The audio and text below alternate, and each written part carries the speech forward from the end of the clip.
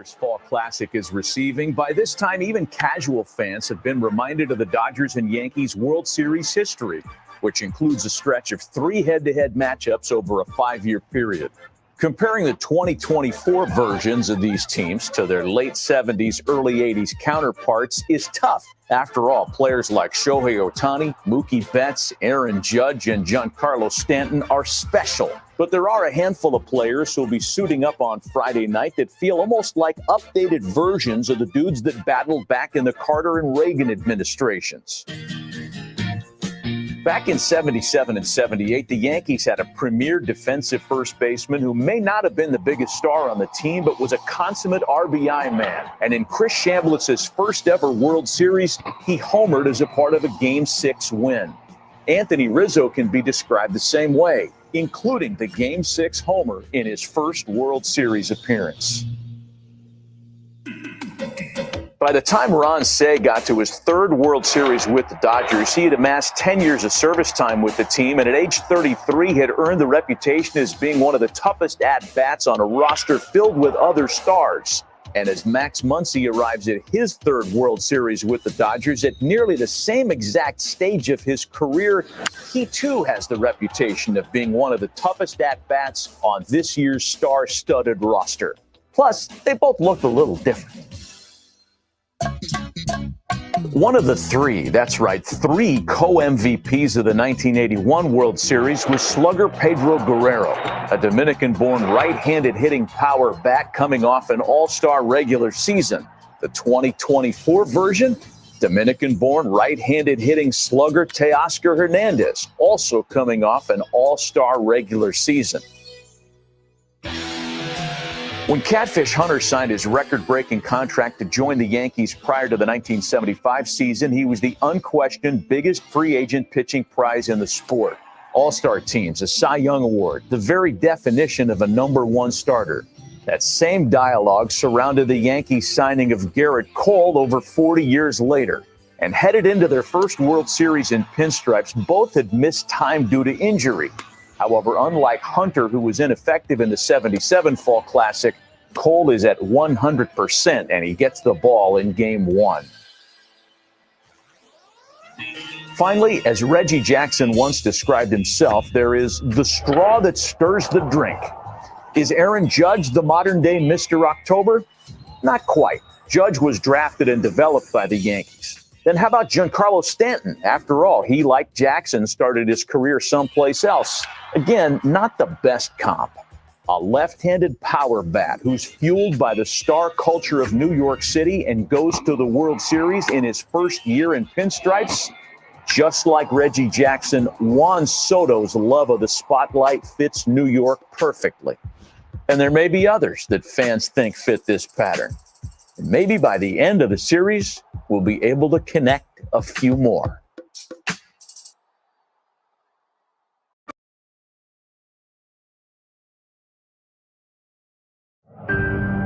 It's late October, and in the streets of the Bronx, there's again a baseball buzz pulsating through the borough. And the New York Yankees have won the American League pennant. A story is being written. The boys who wear the pinstripes have met every challenge that came their way. Judge Critics won. From division champs to the number 1 seed. Line to left field, there's a base hit. Dubby delivers.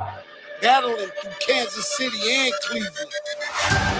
Luke Weaver slams the door on Cleveland. Conquering the American League. Securing the pennant. Championship series over. With moments forever etched in Yankee history. Brought to life by titans of the sport. Now, a familiar foe has reemerged from our chapters of the past. A crosstown rival turned cross-country competitor.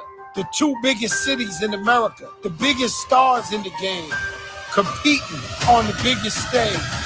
Judge has homered! Incredible! High drive into left center field. Stanton's going to watch another one fly. Giancarlo Stanton made for the moment. Juan Soto, a 3-run home run. Soto magic in Game 5. And a swing and a miss. Oh, as he pumped up, he got him, gassed him up. What a performance. We've reached the end of this story, but the last pages remain unwritten.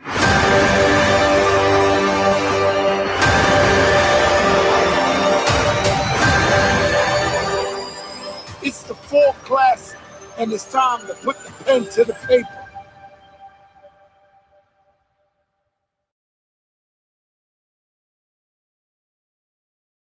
That is right, ladies and gentlemen, and we appreciate all of you for tuning into the Fall Classic edition of Baseball Night Showdown here on Sports Wave Network. As yours truly, Jake the Snake Silva from the Snake Sports Talk Show, giving you the best play-by-play commentary, and of course, back at it again for yet again another World Series commentary. We're going to cue the music and get ready for the 2024 Fall Classic of the Yankees versus Dodgers World Series.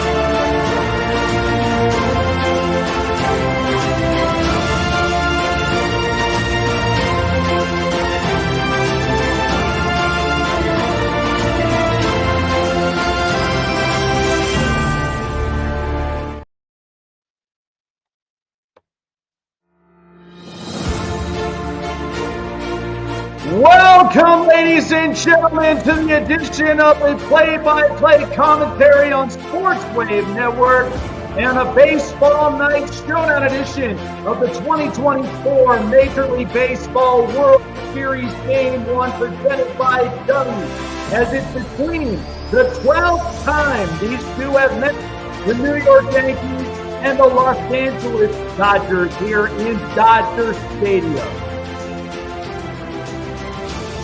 Hello everyone, Jake Silva here, giving you the play-by-play commentary as usual. If you guys have not done so already, I encourage you guys to like, follow, subscribe, and hit the bell button to keep you up to date on future live streams. Also, all of your favorite shows here on Sports Wave Network. We've got an amazing one here for you tonight. Just cannot wait for just another story to be written here in history in World Series, as the two of the most prolific, yet two of arguably the biggest franchises in Major League Baseball history going at it again for the 12th time, as the Yankees and the Dodgers square off in Chavez Ravine. And we've got our nods as Garrett Cole of the New York Yankees will be starting against Jack Flaherty and the Los Angeles Dodgers. And then, of course, as we get everything going here for you guys, we appreciate all of you for supporting the network and, of course, all of your favorite shows here on the network as we get geared up for Game 1 of the Yankees and the Dodgers. We'll be right back here with you as we will get you right back and live into the ball game, as we will be getting our lineup cards here for you in just a few minutes. We'll be right back here on Sports Wave Network.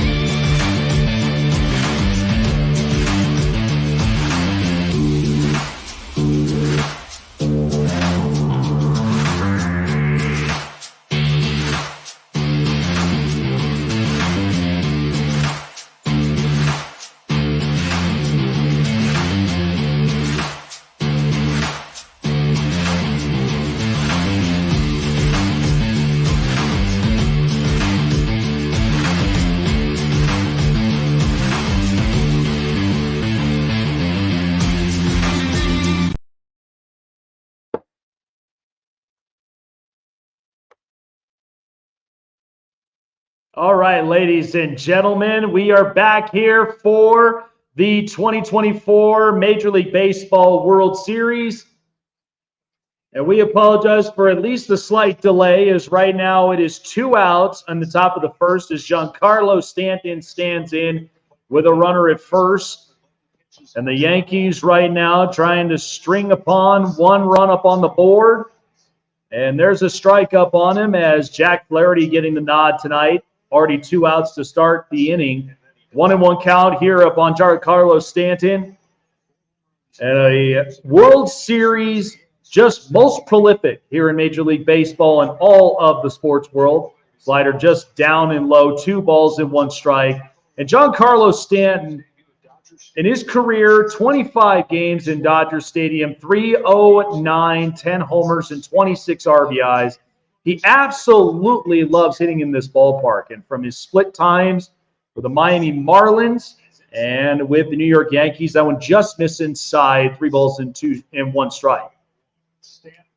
And Stanton thus far, he's been standing in there real strong, good power, and somebody that really can do a lot of damage if you really give it to him. And so Stanton now, he's up on a full count. The bat just goes right around, and here comes Flaherty. That one grounded to short and off of Tommy Edman, and there will be no play as it bobbled right off the chest of Tommy Edman at short. And the Yankees now have 2 runners aboard. And so a costly error there for Tommy Edman. Yankees have 2 aboard with 2 out, and that will bring up the left-hander Jazz Chisholm. So Jazz Chisholm, who comes in at a time where the Yankees, they ended up acquiring him on the trade deadline, put him up at third base. And he really had turned a lot of things around. He was at 249 with Miami, 273, 11 homers. And he really has been an explosive juice for the Yankees thus far. There's a strike on the corner, 0-1 on Chisholm. But he has served an importance, and not only just for the fielding purposes, but more for just the bat itself. Offensively, really kept up where he left off in Miami. And in a better situation, this one, a bouncing ball to second and fielded cleanly, and Freddie Freeman will get the out here. So no score, but there has been some runners aboard, no hits, and we will get a chance to see the Dodgers come up here on Sports Wave Network.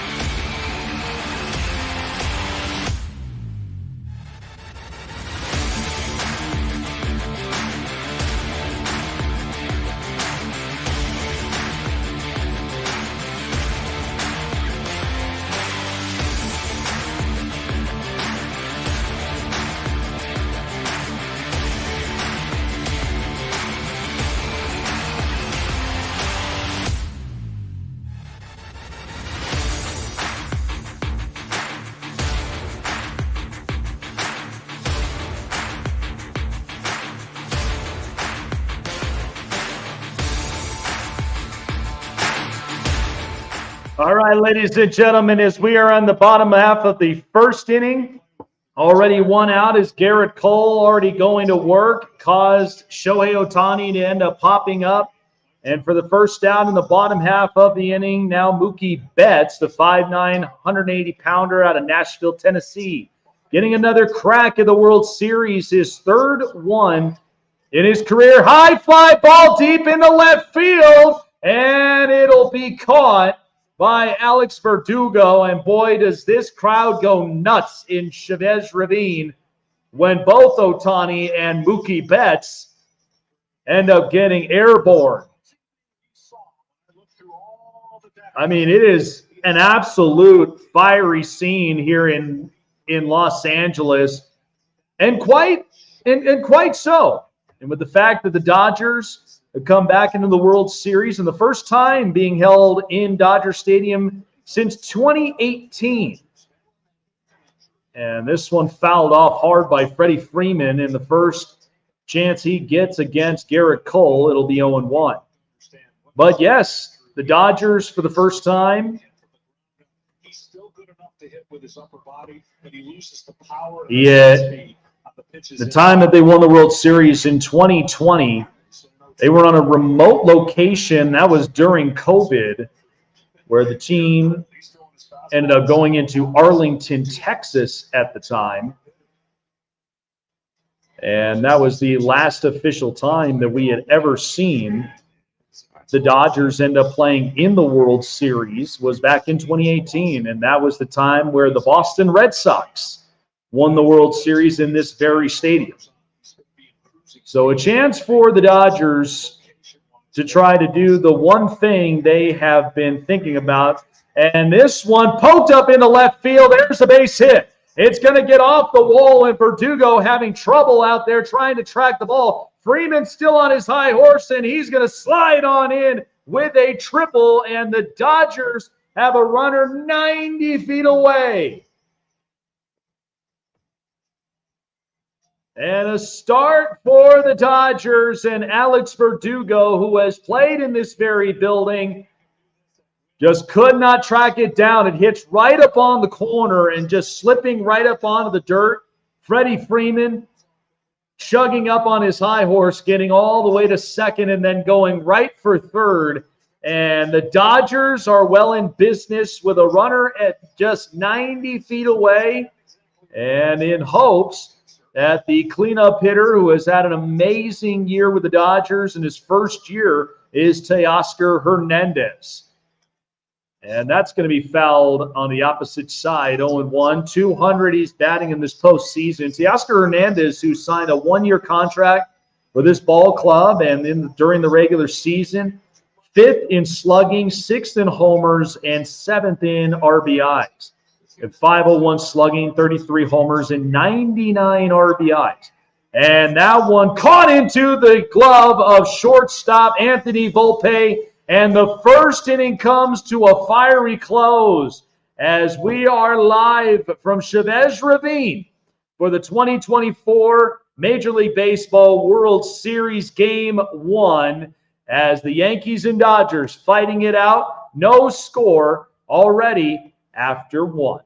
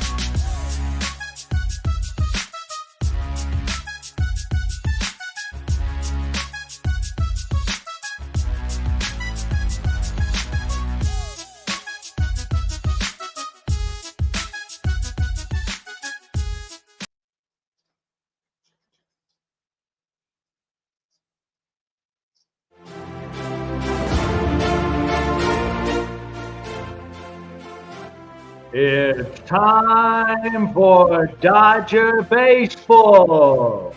Live from Dodger Stadium, it presents the Dodgers as they take on the New York Yankees.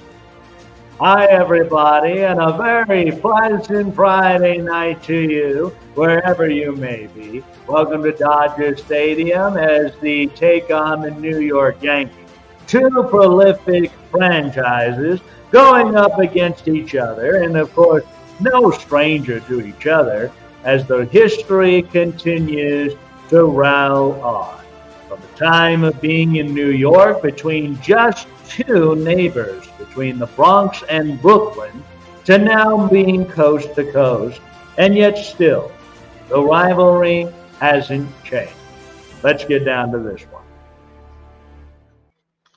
Or the amazing voice of Vince Scully, one of the greatest voices in Chavez Ravine here, as we are back for the second inning of the 2024 Major League Baseball World Series, Game 1 between the Yankees and Dodgers. Jack Flaherty back to work now. The 1-2 count against Anthony Rizzo, a former World Series champion, back with the Chicago Cubs in 2016 as he finds himself at a 1-2 count. Jack Flaherty in his last game against the Mets had 3 innings pitched, at 8 hits, 8 earned runs allowed with no Ks. And Rizzo fouls us off. And Rizzo's no stranger, the hardest out in Major League Baseball, as usual, and in these types of settings. This is one that the Dodgers really don't want to be stuck in a bad position from this point. Mark Pryor, the former Cub, is part of the Dodgers pitching coach. And what a job that he's done with his pitching staff. And yet the Dodgers, this was going to be one of the question marks, was how they were going to handle with their starting pitching. 2-2. And that one off the heel of Jack Flaherty, and Rizzo is going to get on, and that's going to be a base hit for the former World Series champion Cub, Anthony Rizzo. And it was right off the shoe of Jack Flaherty, and boy, would he like to have that one back, but his middle open, and this is what was going to be the tight thing for the Dodgers in this series. If it carries on long enough, the Yankees might have an edge, but that's where the Dodgers really have to handle business early on. And a slider out just down low for Anthony Volpe, the young shortstop, 1-0. Batting .310 this postseason, 1 RBI, 2 stolen bases, and 6 times he's scored. And Anthony Volpe, another young shortstop who's come into a position like this. And the last time something like this had ever happened, and we talk about the history of both these clubs, but the New York Yankees in general, where the last young shortstop to really kind of build that success was the great man himself, the captain, Derek Jeter. And so Anthony Volpe to be in a position and in a big stage as this. Ready on a 1-1. Here it comes. And that is called in the inside corner, strike 2. And Flaherty with a runner on and nobody out, trying to take care of business against the Yankees, and Volpe on the mound up here on the plate. 1-2 count. Here it comes. And that's just missing outside 2-2. This was going to be an opportunity for Flaherty to really kind of make up for some of a little bit more of just the mechanics stuff that he really has been trying to get into and really kind of clean up. And he swings and a miss, and a big-time slider there for Jack Flaherty, and he takes care of business on Anthony Volpe as we take a look at the New York Yankees and how they got here. 46% chances to score 5+ runs, 5 runs per game in the regular season, led the American League. And it is certainly an offense that Aaron Boone and company really have been working well and had been a part of their problem. And even last year, where it was kind of a down year for the Yankees, but they rebounded in a big way. And Austin Wells, the rookie catcher here, getting a crack in the 8th spot. And another strike there, as that's 1-1.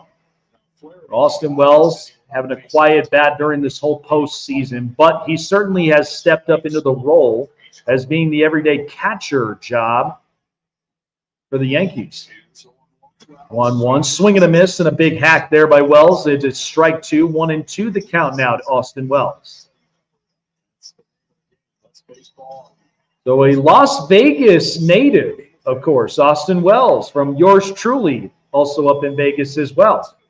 1-2, and that one down low, 2-2. So another Vegas-born in the World Series again. Last time, 2 of them, where one of them prevailed and was a World Series champion, Chris Bryant. Ended up winning the World Series with the 16 Cubs. And then there was in the 22 series where Bryce Harper, there's a ground ball, fielded cleanly and gets the out. What a way for Gavin Lux to at least keep himself focused. And as usual, too, contests going on just by checking out the Fox Sports app. The Super 6 presented by DraftKings. And so Alex Verdugo, the former Los Angeles Dodger, back into this place again, only to be in pinstripes this time. And a strike right up on the outside corner up top. It'll be 0-1. Verdugo 194 this postseason. And Verdugo, who was one of the young prospects the Dodgers, of course, have been growing organically into their farm system. They had a lot of great names: Verdugo, Cody Bellinger, Cody Seager. And the Yankees lineup with average of runners in scoring position has in fact been a pretty good quality to them. That one right up the middle, and it'll be fielded cleanly. Tommy Edman with the assist. And so Flaherty getting some help. Yankees getting a hit, no score as we go to the bottom half of the second inning, still scoreless, going into the bottom of the second.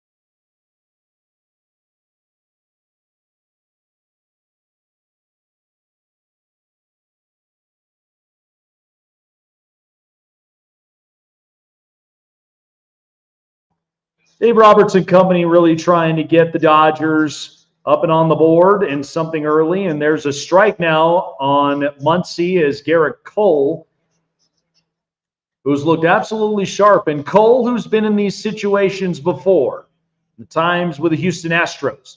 That one popped up. Wells and Chisholm's going to make the catch, and there is the first out of the bottom of the second. So Muncy flies out, and that'll bring up Kike Hernandez. But taking a look at the umpires, as Carlos Torres behind home plate, the crew chief, Mark Carlson, will be there up at first base, and so you get a chance to see the umpires in the big stage of the World Series. So Kike Hernandez, no stranger in these parts, 15 home runs in his postseason career, and really has swung a hot bat as of lately, 303 this postseason, and is really trying to make a serious case to bring the World Series championship back to Los Angeles. And an LA favorite as we see just a packed house. And that one popped up, and that'll go right into the seats. 2-strike count on Kike Hernandez with one out. And so Carlos Torres, the very first Venezuelan to call a World Series game. How about that? As history being made, as usual, in these parts in baseball history. Lots of history to be made in this series. This one swung on and missed, and Garrett Cole, he comes away with his first strikeout in the World Series as we are underway, 2 outs. And that'll bring up the young second baseman, or the young catcher, Will Smith. You can see there, Kike Hernandez, he's kind of expecting something a little bit more mid to the lower half. And once you saw Garrett Cole just fire a BB up top, this wasn't enough time for Hernandez to get around it. Will Smith, 7 career postseason home runs, the most all-time by a Dodger catcher. As he checks in, and there's another ball outside, 97 mile an hour, 2-0, 158 this postseason. The young 29-year-old from Louisville, Kentucky. As he was a part of the young ride where during the COVID year in 2020, and that helped power the Dodgers, getting back to the World Series and winning one for the 7th time in franchise history. And he's already at a great count at 3-0 against Garrett Cole, and a little questionable about that call, and Cole didn't really like it. 3-0. There it is on the corner. He went right back at it. So at least Garrett Cole gets back the call that it should have been a strike. 3-1 now to Will Smith. Gavin Lux, the second baseman, on deck. And a beautiful packed house in Dodger Stadium. 3-1. One fouled off, and the count is full. And you got to think about, with historically, as we look at Garrett Cole's postseason numbers, 11-6 with a 2.98 ERA. And something that has been no surprise to any Yankee fan, for both young and old. And Garrett Cole, there have been a lot of historical starting arms for this franchise that have really come around. Swung on and got Will Smith on the inside, handcuffed him. We are through 2, and coming up soon, Aaron Judge and the Yankees as we get right back up close to the top half of the lineup. And the Dodgers and Yankees still scoreless here after 2.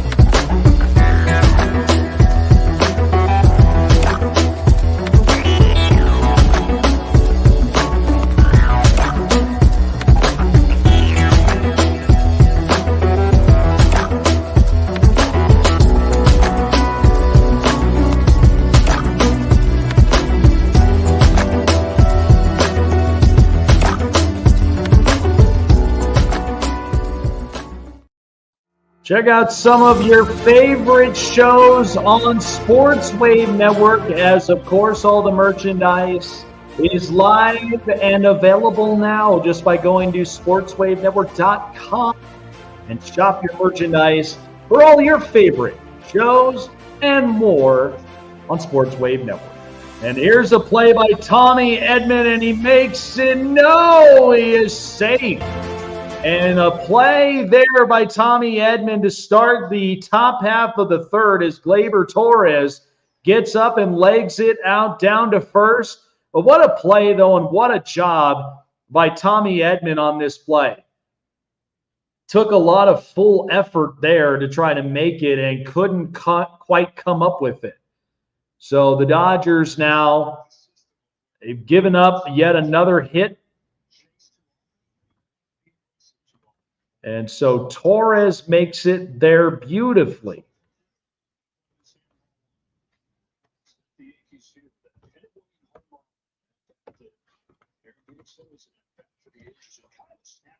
So now Juan Soto, his first plate appearance. He had walked here, .333 average in this postseason. And he has been another one of those tough outs that the Yankees really do love to have on their roster.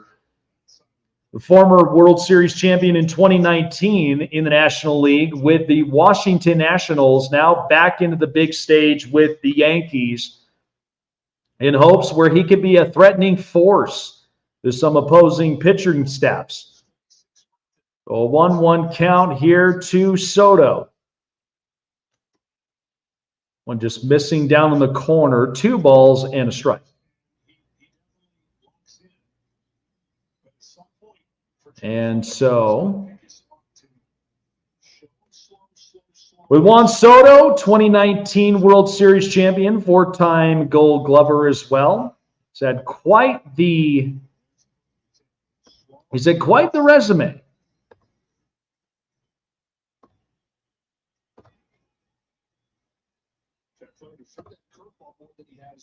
Started his career, Game 5 against the Mets.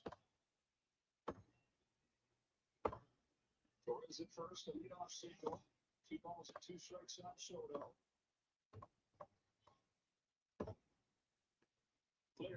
2-2. That one down low, and Soto finds himself into a 3-2 count here against Flaherty. As Gleyber Torres up at first, and due up onto the on-deck circle, Aaron Judge. This has been the power of the Yankees lineup, has been those 3 guys, Soto, Judge, and Stanton, and that's what's kind of been, just been kind of the focal point of the Yankees as a whole in history. One grounded up the middle, and Edman, he gets a chance to turn it, and there's a double play. So Tommy Edman, who couldn't make the play earlier to get Gleyber Torres, comes away with a big-time double play, and now there are 2 out here in the ballgame. So a nice job there by Tommy Edman to just shadow and be the middleman there to shut down that spot that always seems to be coming right back at Jack Flaherty, and he's just ready for it. That one swung on and missed as that's Aaron Judge checking in, and he's 0-1 for his second time up. 156, 2 home runs, and 6 RBIs this postseason. It's been a quiet bat for the big man. And that one swung on and missed, strike 2 now. So Judge now on this pitcher's count with his back against the wall, and that is kind of the scenario and situation. Dodger fans love it. The Yankees, you're hoping Judge can get a piece of something. But a pretty quiet World Series, or at least the postseason in general, since 2020. 149 with 7 home runs. So he hasn't quite had the big bat. And that one fouled away. That's normally what a lot of fans kind of get a little scared of, is usually hits like that go the opposite way. Aaron Judge worked a lot on just his average and close to being the Triple Crown winner in the American League. Here's the 2-strike count, down low, missing with the slider, 1-2. But he put together a great season. And 2 Giants in one of them in each of the sides, American and the National League, between Aaron Judge and Shohei Ohtani. 1-2. And swung on and missed, and that one did bobble, and they'll get the throw to first and in time for the out, and he gets Aaron Judge. What a pitch by Jack Flaherty, but a big-time stopper as they get a double play and gets him swinging. Dodgers up with Gavin Lux coming up to the plate. Still no score, bottom of the third.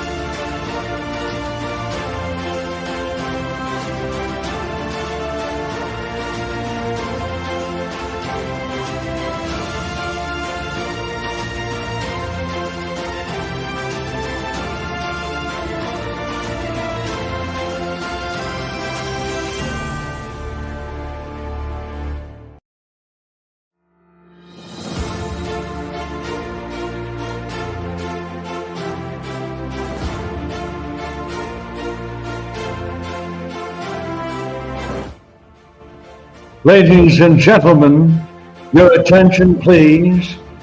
Now batting for the Yankees, number 2, Derek Jeter. Number 2.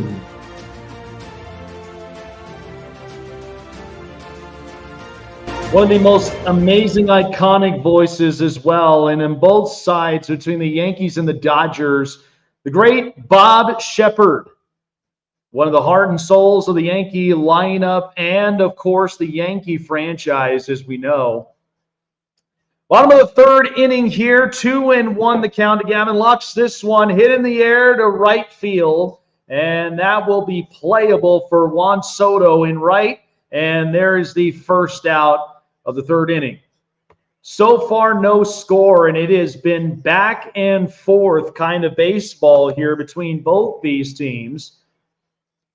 As you can see, the entire ring of honor of all the great Dodger players who have ever played in this very stadium and have worn the blue and white uniform. The Dodger blues, of course, that everybody has lived through. And even for some former Dodger and former Yankees who have played for both these great franchises, is Tommy Edman, 11 for 27. As he checks in, he's got a strike up on him, 0-1. But a lot of greats who have come away from the Yankees to the Dodgers and vice versa with both these teams. But both of them have shared a great deal, most expensive franchises in Major League Baseball history. One just missing the corner as Garrett Cole tried to paint it, 2-1 to Tommy Edman. And one out here. Garrett Cole with the look of determination here in this inning. And Edman, that's popped up. Wells and Rizzo now calling it, and he'll make the out, and there is 2 gone here in the bottom of the third. And that'll bring up one other giant that we now see here in this stage and in this setting in Shibuya, Japan. All watching far and beyond the great unicorn, Shohei Ohtani. And during the regular season, 54 home runs, 59 stolen bases, and he's become the first player in Major League Baseball history with 50 home runs and 50 stolen bases. What a year for Shohei Ohtani. And here comes his first pitch with 2 gone. That one fouled to the opposite side. It'll be 0-1. But Shohei Ohtani came in signing the youngster, 30 years old, from Oshu, Japan. Signed a massive deal worth $700 million and deferred comping almost all of it. And for the reason to win a World Series. When missing low. But Shohei Ohtani, just what a remarkable player and a remarkable athlete nonetheless. And how he carries himself, how he really defies the game of baseball and just his stature. But he is a one-of-a-kind player that I don't think a lot of baseball fans really realize just how supremely lucky we are to have a player of his stature. 2-1 to Shohei Ohtani. That one fouled back, and now it is 2-2. And not an easy out either. A guy who definitely crowds up the plate a lot. And any pitch that goes right into the wheelhouse of Ohtani, usually you're asking for danger there. So most times reaching on base, Shohei Ohtani in the NLCS, and so did Max Muncy. 17 times for both of them. 2-2, here we go. And swung on and missed, and that will take care of business. So the inning is over, and the Yankees still scoreless. And we go to the top half of the 4th inning, still no score on either side.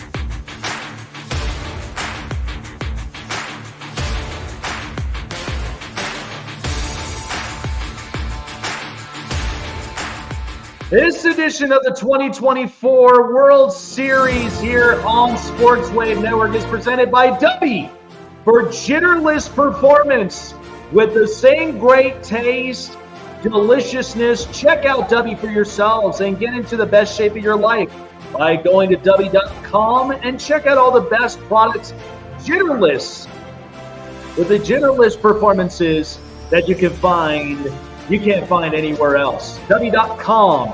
Live your best life.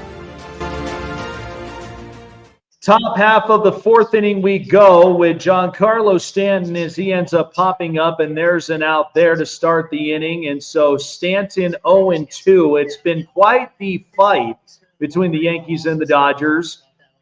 No score on either side of both these teams.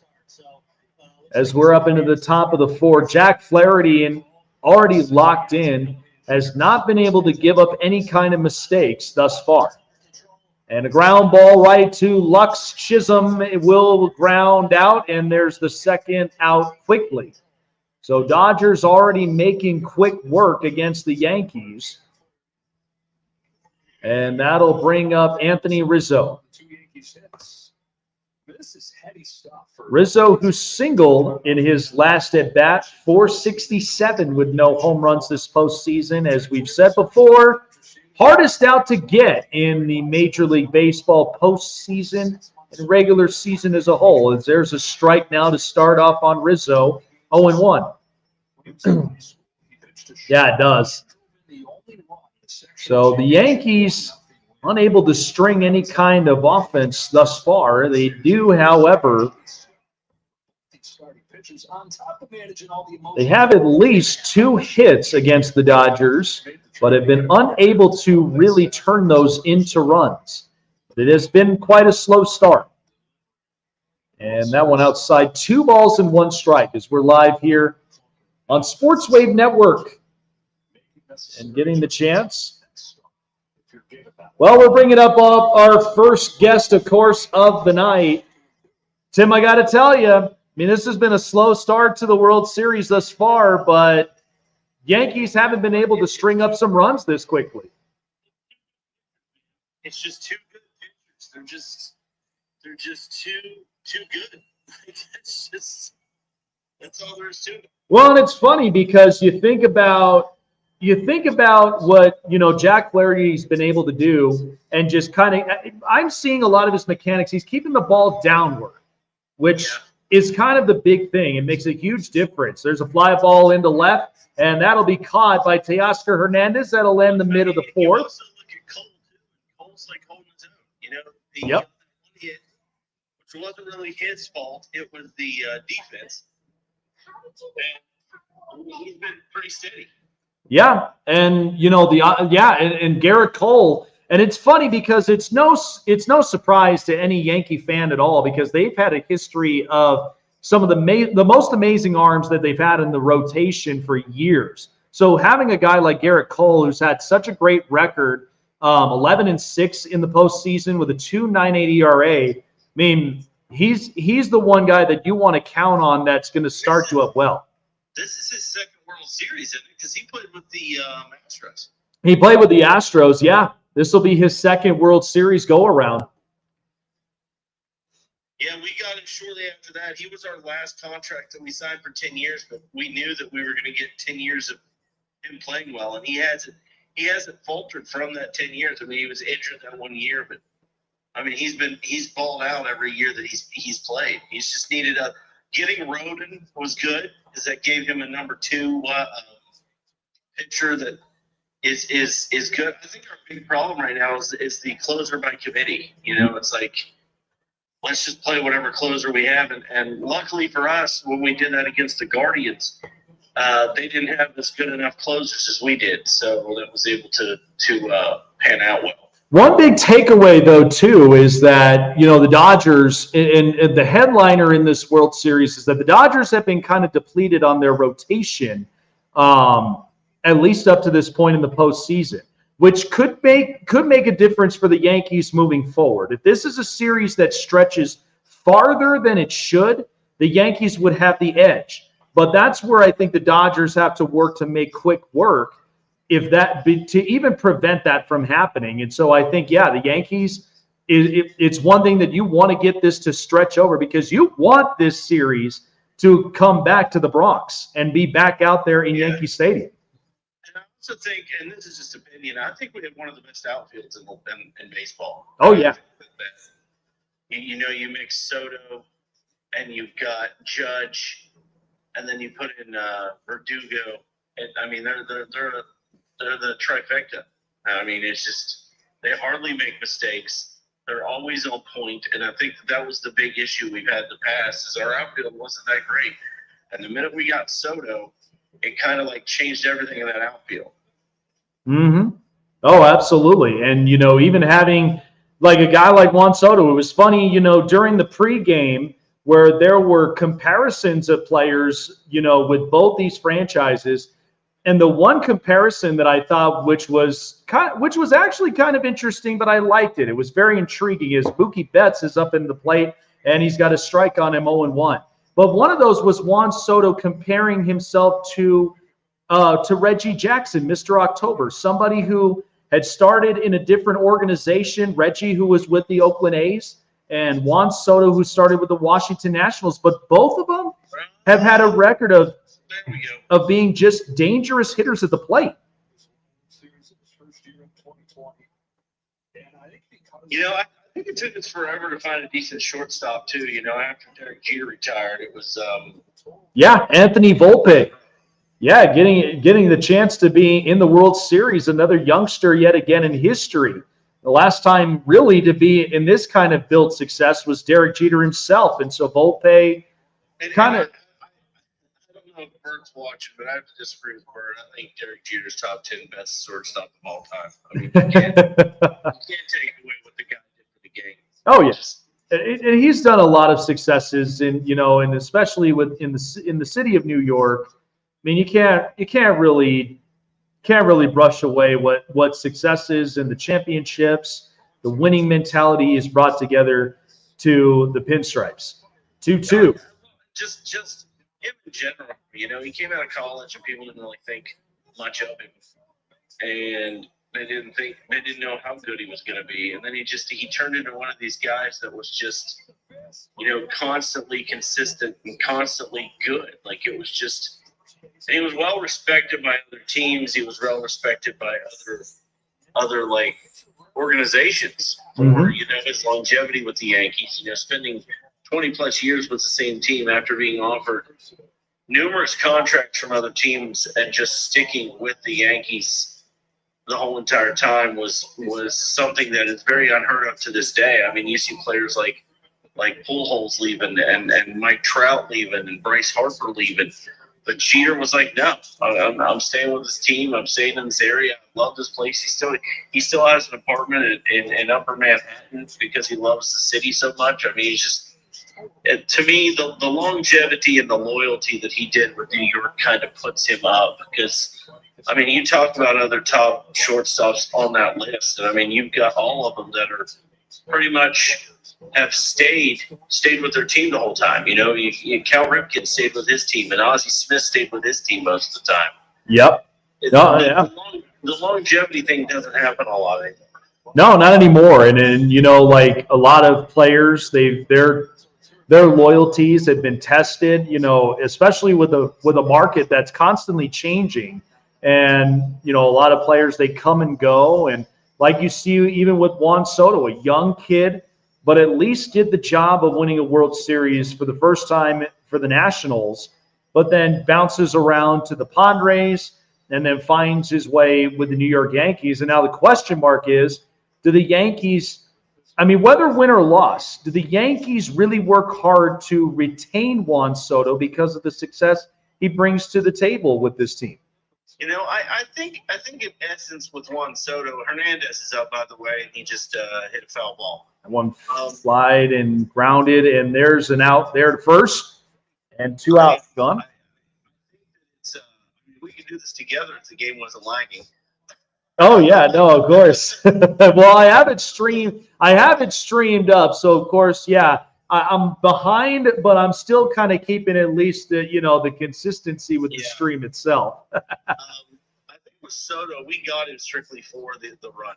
I think we kind of had this inkling. I think Aaron Boone kind of had this inkling that we were going to do something, that we had a special team now, and we needed that one final, player on that list. And I think we intended to just have him this year.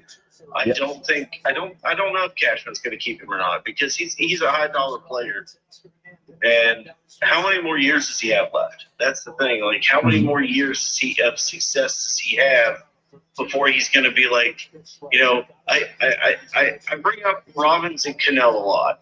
Yeah. And he was one of those players that we had on the Yankees for a long time. And when George passed away, his son took over, and his son sent out a memo to all the players that said that we are no longer playing 10 years for players that only play 5.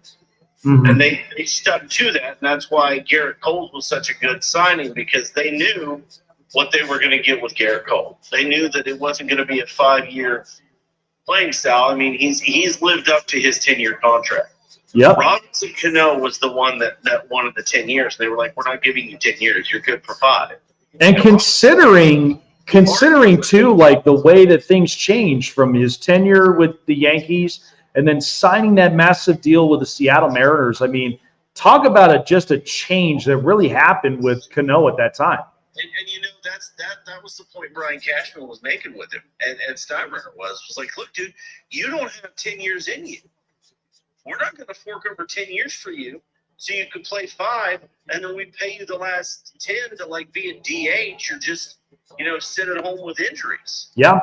And it was a good call for them not to sign Robinson Cano. That's when I realized that they were no longer this team that people said they bought championships, because they literally were like, no, we're not doing that. Yep. We're not going to buy these players anymore just to win championships. We're in this for the long haul, and they picked up Aaron Judge. They only re-signed him to a 9-year contract. I mean, and they picked, I think Sanchez was a good signing. Didi Gregorius was a good signing. Yep. I mean, they didn't do a lot of the 10-year contracts, and I think that's what has helped them out in the long run. They only do it with players they know are worthy enough of it, and that has changed the whole aspect. I do criticize Brian Cashman a lot, because I think that he's kind of riding high on that 2009 World Series, and this was his year to kind of prove that all these moves that he's been making in the last 7-8 years have paid off. Mm-hmm. And if we win this, that would guarantee that Brian Cashman is that guy, that he is able to build teams, and he is able to, turn things around for franchise. Yeah, and for as long as he's been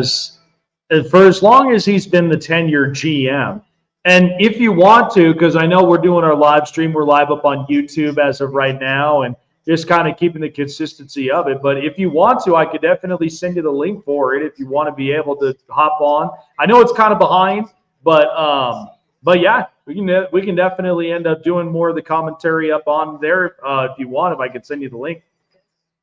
Yeah, you can send me the link if you want. Send it to me on Facebook. I'll get it through there. Got it. You got it. I'll send it to you.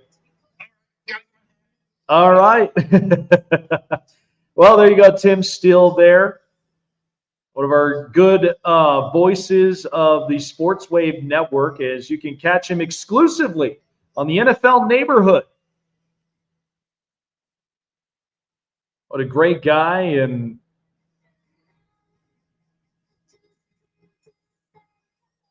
we'll have him on here just a little bit longer here in, of course, the way that the game has gone. We're going to take a break here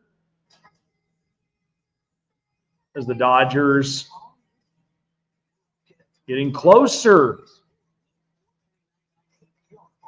and trying to end up getting some sort of run strung on, but of course after the 4th inning just wasn't able to do it, and so we'll go to the 5th inning.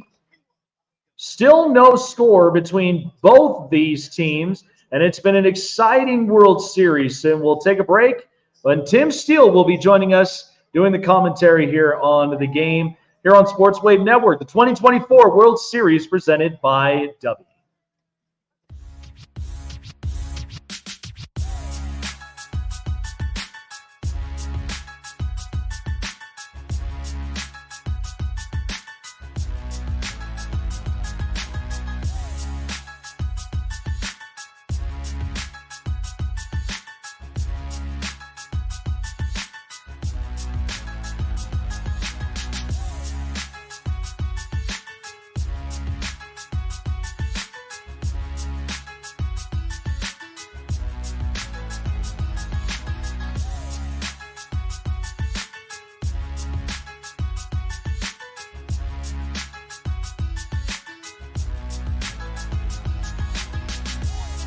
Welcome back, ladies and gentlemen, as we are in the top half of the fifth inning. Anthony Volpe coming back up onto the plate.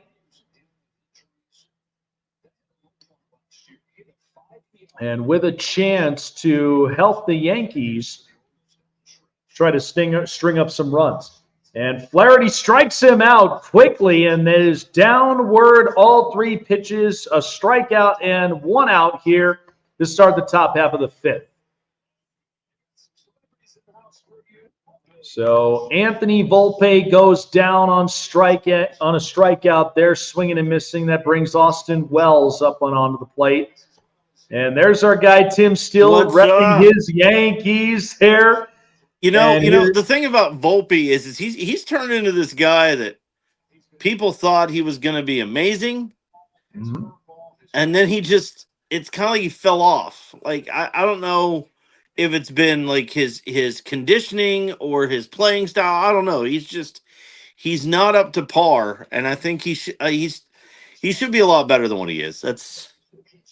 Yeah, and I mean, the Yankees, we knew this kind of like over the last few years, like we talked about just before adding you on here onto the commentary, is the Yankees, they kind of laid to rest the buying the players mentality. They wanted to, bring players on organically, like what other teams like the A's and some others that were working the Moneyball system. And when the Yankees kind of had to get introduced into that, it was kind of a rough go-around. Gary Sanchez, Aaron Judge, they weren't sure what these guys were going to do, but yet still bringing on some of these young players. And eventually guys like Anthony Volpe and even the youngster at the plate, Austin Wells, he's going to come into his own. So I think the Yankees, this was the no-brainer that this was kind of the deal they had to get into.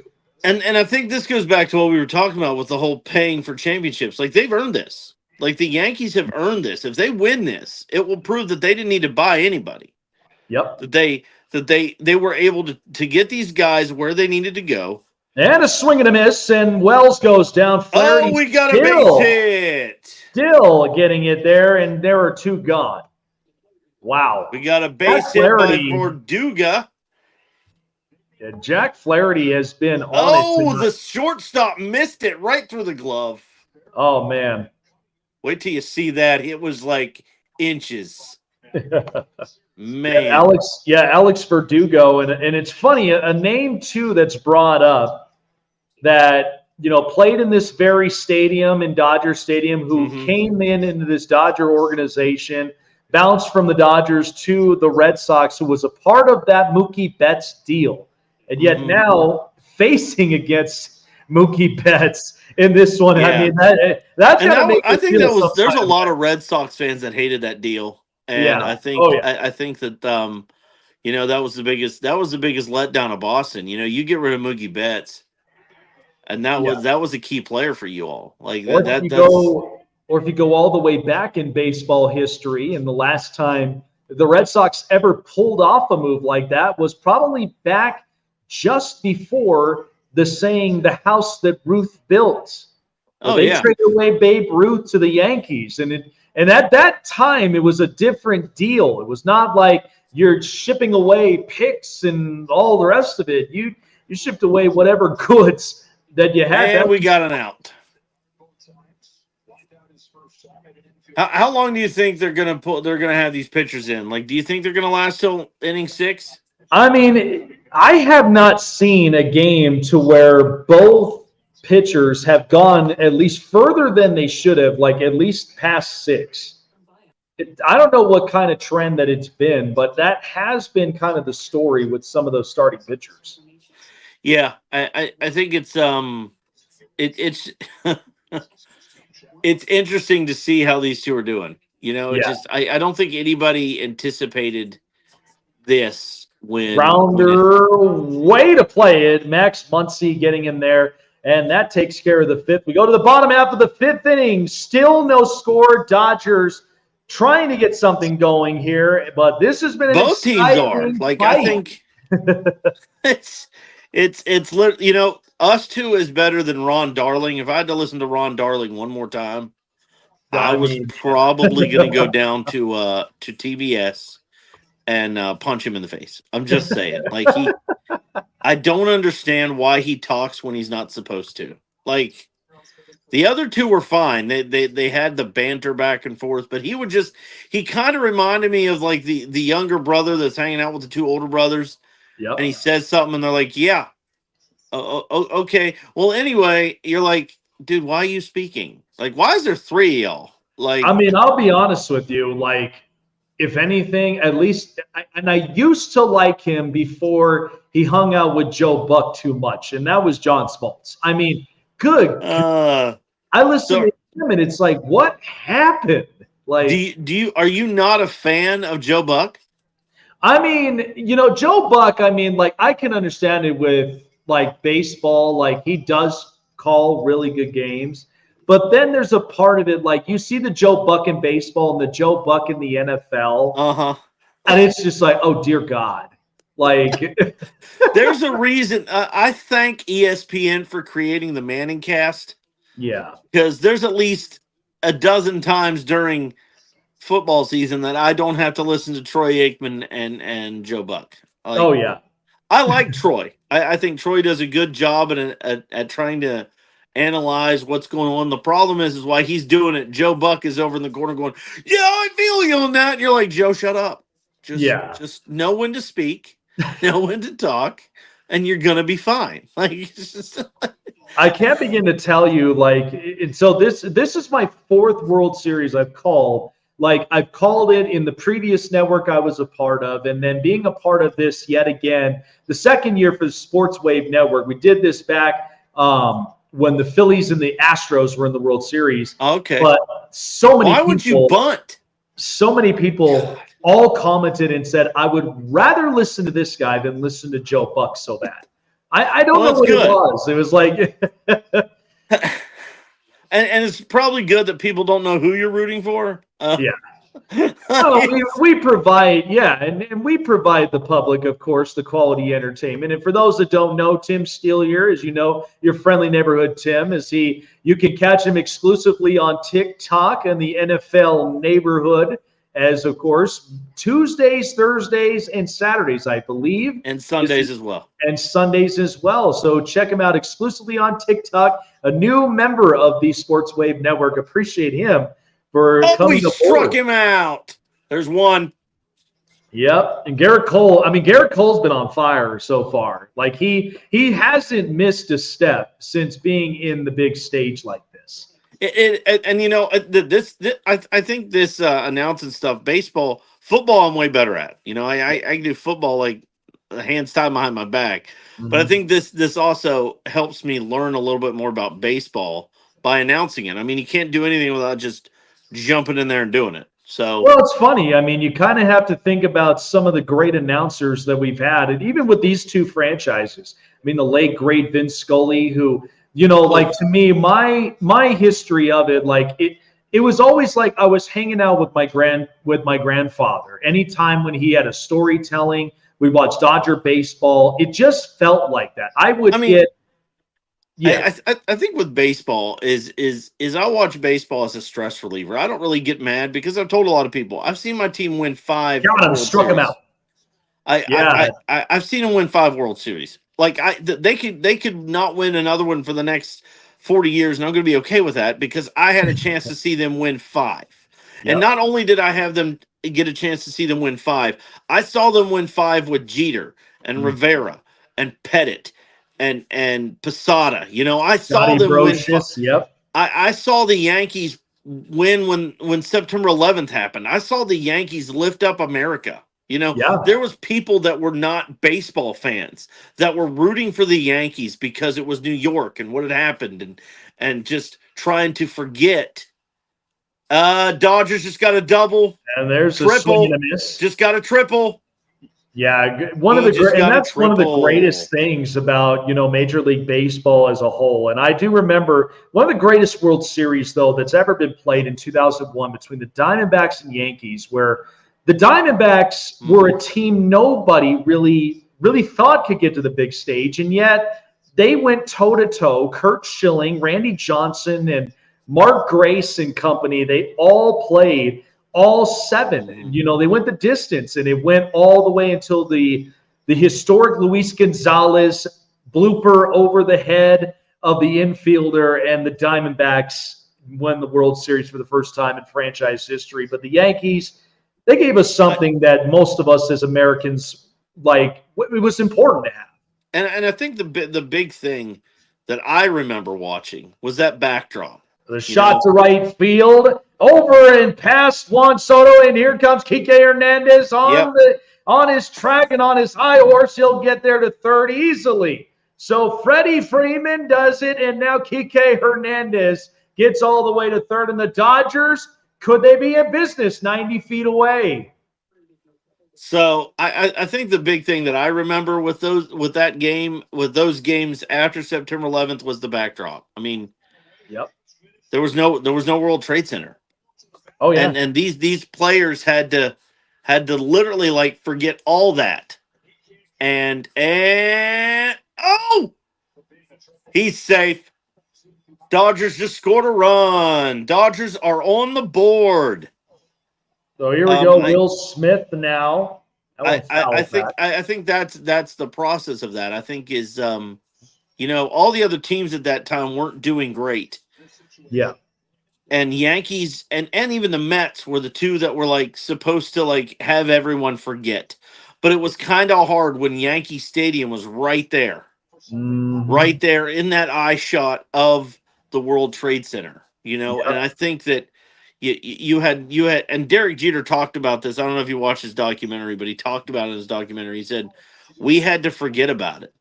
Yeah. We had to move on and keep playing baseball. Yeah, you had to put the emotions aside, and that's something not a lot of people really could do. Here's Will Smith up into the air into right field. Soto with the catch. Here comes Kike, and he will provide the first run in the World Series as the Dodgers lead 1-0. And I think that shows you how important sometimes baseball is. Yeah. Or sports in general. I mean, you look at the flooding that happened in Louisiana with Hurricane Katrina. Yep. Look at how everybody rallied behind the Saints. There's people out there that weren't even football fans that were like, I'm rooting for the Saints because even I remember, back in 2017 with the October 1st massacre in Las Vegas, and the very first year for the Golden Knights, where everybody rallied behind the team. And the first year, they make it to their first ever Stanley Cup final appearance. And it was like, how in the world did this team just do that? And they won that, didn't they? They didn't, actually. They lost it to the Washington Capitals, which congrats to Alex Ovechkin. I mean, it was a long time coming. He had dealt with the skeletons in his closet between Sidney Crosby that had been his kryptonite for so long. And finally, just historically, it was a long time coming, and he got it. As a Rangers fan, I despise the Capitals, okay, because their fan base is riding high on one championship win. Like you guys have done nothing since. Yeah. But I always get them in Facebook groups going, yeah, well, we won this. Yeah, but what did you do with it? Like, and I hate to say that, but it's just away. And Judge gets it. That is, we are 3 outs, and Yankees are up. I don't want to get into hockey. That's a different story. Well, of course, that's kind of normal. I mean, you think about even with the Philadelphia Eagles winning their first ever Super Bowl in 2017, and and many people question, like, is this the only time we'll see the Eagles win, a Super Bowl again, or are they hungry for more? And it's like they had the so-called job has been done. But yet there are teams out there, even like the Patriots and the Chiefs at the time, where they're just hungry for more championship titles. And you look at teams like, what was it last year with the Rangers and the was it last year or the year before? Yeah, with the Rangers and the Diamondbacks. And that was the first time we had seen, 2 World Series teams that hadn't been there in a while. Fly ball to Judge, and that will end it. And you mentioned Will Smith earlier. It's kind of interesting because he's actually been a part of 3 different World Series teams. Yep. If he wins this time, he'll be the only player in Major League Baseball to have a ring with 4 different teams.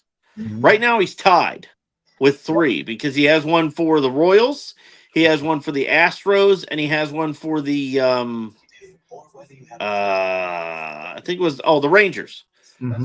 Rangers, Astros, and Royals. If he wins, he can take home his 4th ring. Which, I mean, I guess if we lose, that's one good thing for Will Smith. But Will Smith's one of those players that even though he has 4 rings, he will never make it in the Hall of Fame because I don't think he's qualified. You know, and that's a subject that me and Brandon have had a lot, and Brandon agrees with me. It is the hardest Hall of Fame to get into by far. Oh, 100%. And you know what's funny is not a lot of people think about this for how rich baseball history is. But there are such things as those baseball journeymen. The guys that, you know, has been around in the league that not a lot of people thought, oh, he is on this roster. And then all of a sudden he wins, you know, more World Series than just your typical superstar that you'd see on a daily basis on national television. First thing that came to my mind when you said that was Earl Hershiser. Yep, Earl Hershiser. Oh, man. Talk about a Dodger legend there. I mean, he won with the Dodgers, but he also won with the Indians. Yep, that's right. I mean, that was the when they beat the Marlins. So, I mean, you're talking about a guy who I mean, another one. Or actually, the Marlins ended up being the that's right Indians that year. Yep, with the good old he went to the series with him. You know, and I mean, you have journeymen like in baseball, and they could go everywhere. I mean, and this day and age, it's even worse. Yeah. Because, I mean, it's kind of like football. Like, they could be there half season and somebody else picks them up like Soto. Yep. Like, I mean, it's crazy that it happens, but it does now. And it happens, as we said, more frequently than it used to. And I think that, you know, the game of baseball really has changed in, like we talked about, where loyalty's been tested for a lot of teams. But back then, I mean, the loyalty was so strong for a lot of teams. I mean, you think about Derek Jeter in the Yankees. And, you know, even I think the only lasting long, you know, loyalty player that we see right now currently, I'd say would be Clayton Kershaw of the Dodgers. He hasn't really gone anywhere else since then. He's been drafted by them. We could have argued Joey Votto, but I mean, he was with the Reds this whole time, wasn't he? Yeah, he was with the Reds for a long time. They then parted ways because of just hit by Soto. How long the contract was, and they were just looking at, you know, their new breeds that were coming in. And Joey Votto, a Canadian, he decided he wanted to get a shot and maybe potentially play for the Toronto Blue Jays in his home country of Canada, where he would be. I mean, it didn't pan out.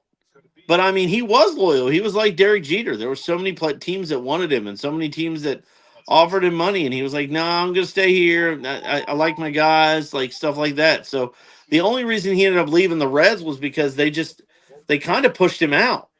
Yep. Because he's just old. Like, they were like, why don't you retire? And he's like, no. And they're like, come on, why don't you retire? And Soto with a swing and a miss. Yeah. He's like, no. It's like, why don't you retire? And he's like, no, okay. Yeah, there's been so many of them like that. I mean, we're also Cabrera. I was swung on and right into center field, a base hit. Cabrera for the Tigers. Yeah, I mean, and Miguel Cabrera is still being paid by the Detroit Tigers organization. See, and that goes back to what we were talking about before, giving players these long-term contracts. Yep. And them not playing that long term. You look at, you know, Bobby Bonilla every year getting paid the amount of money that he is. I mean, that was the dumbest contract in baseball history. What is it, 20? I mean, I was just going to ask, why don't you refresh the audience's memory about the Bobby Bonilla contract? Oh, yes, the Bobby Bonilla contract. Oh, God, it came way back to the point where the Mets just the Mets really just kind of they just really kind of screwed themselves in a situation where every year he's getting paid $1 million, and it's like the like we talk about the cap stretch. It's like you had the initial contract and you stretch this thing out so far, and I believe when is it 2035? I think they said is when that contract's supposed to end. Mm-hmm. It's insanity, but it's every year Bobby Bonilla Day because it's a payday of his, and it's just something that baseball fans just will never forget of it because of just how enticing yet crazy that the contract itself was at the time. I mean, it's really bad because you look at it and you're like, what? Like, who needs fired? That's what I do. Okay. Yeah. Who if I'm on the Mets, like, and that happens, I'm not only firing that guy, I'm hiring his kids just to fire them. Like, oh, my dad worked here. Okay. All right. Yeah, sure. We'll hire you. 2 days later. Yeah, you're fired. Why? Yeah. Do you have to ask why? Do you really have to ask why? Get out. Like only the matter of time from there. 3-2 the count of Aaron Judge. I mean, it's just like, why would you sign that big of a? It's kind of as obnoxious as the Deshaun Watson. Like, yep. Oh yeah. Well, like, it's funny. I mean, you think about it. See, it's actually kind of worse because Deshaun Watson was guaranteed, and he got his guaranteed money. But after Watson leaves, he doesn't have to get paid by them anymore. Yep. Bonilla really doesn't have to do anything because he's still getting paid on a baseball team that he hasn't played for in 25 years. Yeah, that's right. But boy, what a tough showing right now for Aaron Judge. 0-3 tonight. I mean, we've seen his batting average in the postseason. Wait for it. It's coming. All right. Well, we're there. I'm only going to tell you this. Stanton's up to bat. Yep. Stanton 0-1 to count to him. That one swung on and missed, and it is strike two. Giancarlo Stanton, however, talking a bit about him, but the performance in the ALCS, 4 home runs, the guy you just could not pitch around, and you could just see the entire strike zone. I mean, there's beach balls everywhere here in this strike zone. 0-2. Oh, way up and high up, and that'll be 1-2. 1 out, runner at first. Jack Flaherty, who has been dealing tonight. And the Dodgers stringing on at least 1 run against the Yankees tonight. But with Stanton up, that may not be as easy.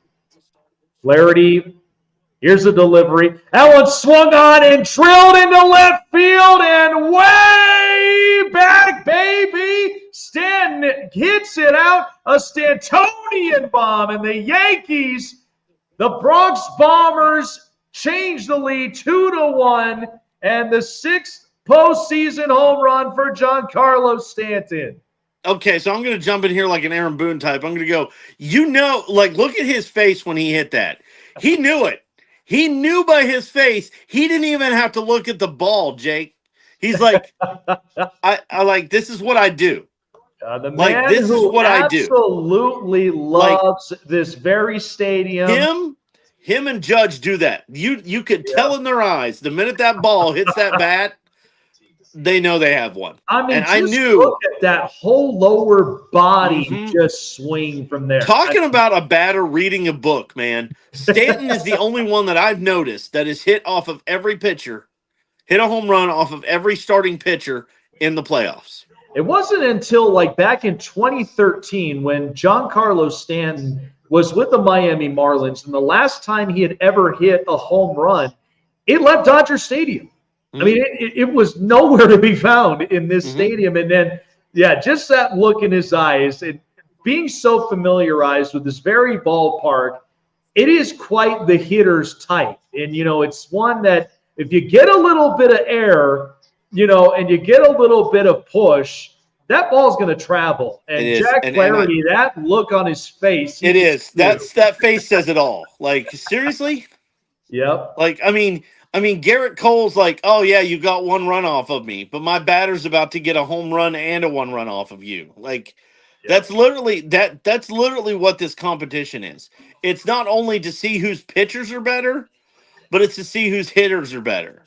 That's right. And right now, and I told somebody this the other day, I said, everybody's like, they're going for the Dodgers. They're going for the Dodgers. I got a video coming out on my TikTok about it tomorrow, but there's so much hatred with the Yankees. Like, Jake, we have not been to the World Series in 15 years. And the same people that I saw rooting against Dodgers in 2020 are the same people rooting for them now because they're playing the Yankees. And I'm like, that hatred runs deep. Oh, yeah. Like, you all are like, they are the empire of Major League Baseball. I mean, that's literally what it is. It runs deep, man. That's a whole lot of hatred. I mean, a whole lot of hatred build up. When you have 20 when you have 27 World Series titles, I mean that just automatically tells you right there. You are the menace of the league. But I mean, and this is the argument I don't like when people are like, well, how many of those were before 1940? It's like, it doesn't matter. Yep. Baseball's been around since 1898. It's been way. It doesn't beyond. Matter. It doesn't matter how if it was before or after. It doesn't matter because we got them. You know, it's not one of these things where it's like the NFL when they merged and anything before the mergers is kind of iffy, which is true. It is. It's not. There's never been a merger. Yep. So anything that has been won counts. Like, that's true. That is true. And that's like, everybody will say like, well, it's only actually 18 because the others were like before the big rule changes or before that. So it's like, it doesn't matter. Like, you guys can cut this up however you want, but according to Major League Baseball, the Baseball Hall of Fame, and the baseball record books, New York Yankees have 27. Like, I don't know what to tell you. I mean, but the hatred just runs deep, Jake. Like, it's just, they hate them so badly that it's been 15 years since we've been in a World Series, and all I've seen, I watched Thursday Night Football last night. They were all pulling for the Dodgers except for Fitzpatrick, who said, I haven't watched baseball in years, and he said, I'm going to go with the Yankees. So Anthony Banda comes out in relief of Jack Flaherty, and what a job that he's done here tonight.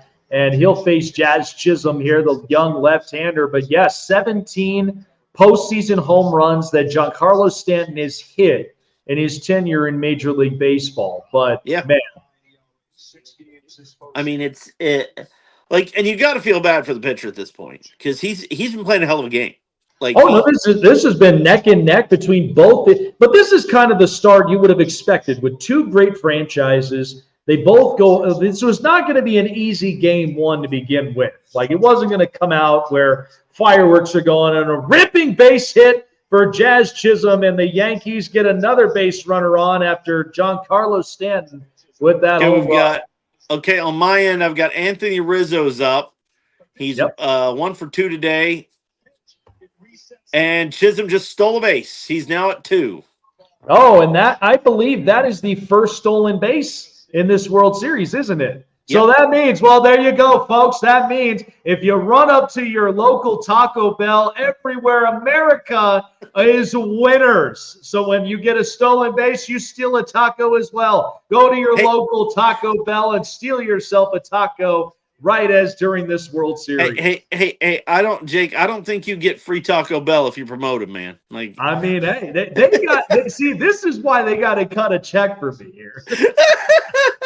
I love it as much, you know, like, but still, it's like we all were waiting for this every year in the World Series. Chaz Chisholm just stole it. He did a really good job when he get a chance to see it, but he just stole a base. So it's 1 and 2. Rizzo's up to bat. There's still only one out, and it's the top of the 6th. And Banda has pitched 7 times now. Yep. Jazz Chisholm, he's very electrifying. I mean, that's and he was a mid-season pickup too. He was from the Miami Marlins, and you know, an organization that had and you think about it with Giancarlo Stanton leaving Miami and going to the Yankees. I mean, the Marlins tore this whole thing apart, and they started getting younger pieces, and Chisholm was one of those younger guys. But then the second that, his tenure in Major League Baseball, it comes up, and then all of a sudden he gets traded to the Yankees. I thought he would have been traded elsewhere. I thought maybe the Braves. Well, there was. I don't know if you remember, somewhere. but there was a lot of controversy around that time because Derek Jeter had minority ownership in the team, and everybody said that he was hired to send Stanton to his team. Like, he's a Yankee, always a Yankee, stuff like that. So there was a lot of controversy that said the only reason he went to Yankees was because Derek Jeter had paid him to go to the Yankees. I don't quite agree with that because, 6 months later, he sold his share. Swing and a miss, and Rizzo goes down on strikes. He sold his share because the other owners didn't agree with him on the changes he was making. Like, I'm sorry, that to me shows how bad the Marlins are. It was, May 12, 2015. There it was, the home run that left this very ballpark, 478 feet that is, in Dodger Stadium. In 2015, I remember that on the back of my head. And watching that, I was like, oh, dear God. Like, I can't believe it left that fast. Big noon Saturday tomorrow. Make sure you guys check out Nebraska and Ohio State on Fox. Yeah, that is a very big divisional conference game. Let's go Nebraska. Can Ohio State rebound and face themselves in a situation where then they got to face Penn State next week? That's going to be an interesting one, and a lot is on the line for Ryan Day. Okay, Pana's pitch 10. So 2 outs, 2 runners on. Nice. And here's Austin Wells now, 0 for 2 tonight. Got a base hit. That one just gets a bit away, but Smith. Edmund's having a bad day, dude. Yeah, Edmund defensively is just he's been so close with some of these plays. Well, and you're talking about a guy who's had a good playoffs. I mean, he's been doing really. That was in his glove and bounced out. Yep, that first one. I mean, think about it. He took the first one off the chest that then rolled out, and that's what gave him a runner. Yeah, but, and I mean, and they're saying here that Edmund's a 2021 Gold Glove winner. I mean, the guy's not a bad player. He's just making a lot of mistakes, and those are the kind of mistakes that you can't afford to make in a World Series, man. Because there's 7 games.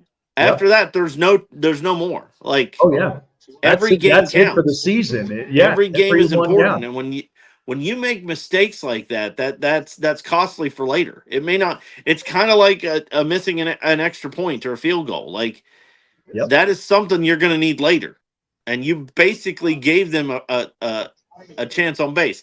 Now I will say this: Verdugo's up, and he's not really that good of a hitter. So it's not that they're in a bad shape, but I mean those. I tell you what, that's the worst for me for any batter. Or for any outfield, because that one spot, when they find that sweet spot, every batter's going to hit in that direction, and they know right now Edmund is not doing well. Yep, so and he's been serving up well, being a defensive middleman at times. But it's just those mistakes from there. I mean, look, you can account for the 3 that really were just unfortunate. I mean, the one that bounced off the chest to start off the game. And the 2 that just get away from his glove, that just were hard enough. It's and then that mistake there is one, it changes. And it's one he's going to be thinking about later, and that's the thing. Like, is he going to focus too much on that? Like, both of those were right there. Like it's the Bill Buckner situation. Like, I mean, you had a shot, you had a chance right there to stop the play, and you didn't. Yep. When Verdugo fouls off, it's 1-2 now. The base is loaded in 2 outs. And, I mean, especially in a situation like this where, I mean, you get the defensive stop where everybody is going to stay on base. But it does set yourself up for a bases loaded situation. And that's crucial for any team in a stage like this. Oh, yeah, exactly. the words "no room for error." This is that Got him. point. And the strikeout, and that ends the top half of the sixth. But it wasn't until the Stantonian bomb heard around Los Angeles. Giancarlo Stanton changes the lead. It is now 2-1. Bronx Bombers. Yeah, and I mean that to me is the real thing. Like, there's no room for error here. Like, you can't like say it's okay, we'll play better tomorrow. Yep. Okay, you need to play better now. Mm-hmm. Like, that's and that goes for anybody. I noticed that a lot of the batters during the Guardians game were hitting in Verdugo's area. Yep. Our outfield's pretty good. It's great. Verdugo is our weakness, and they know that. So they're going to hit that ball towards Verdugo all the time because they know he's kind of slow getting to it. Yep. And that's my big issue with him is he's not a great hitter, but not being a great hitter means you should be a better outfielder. Like, if you can't play the offense, you definitely need to play the defense. Like, very true. And before we get more into our baseball talk, we also do want to shout out some of our best merchandises that you can check out now. And of course, the NFL Neighborhood will be coming out soon with their merchandise. But here's a little word from our good folks at the merchandise store of Sports Wave Network.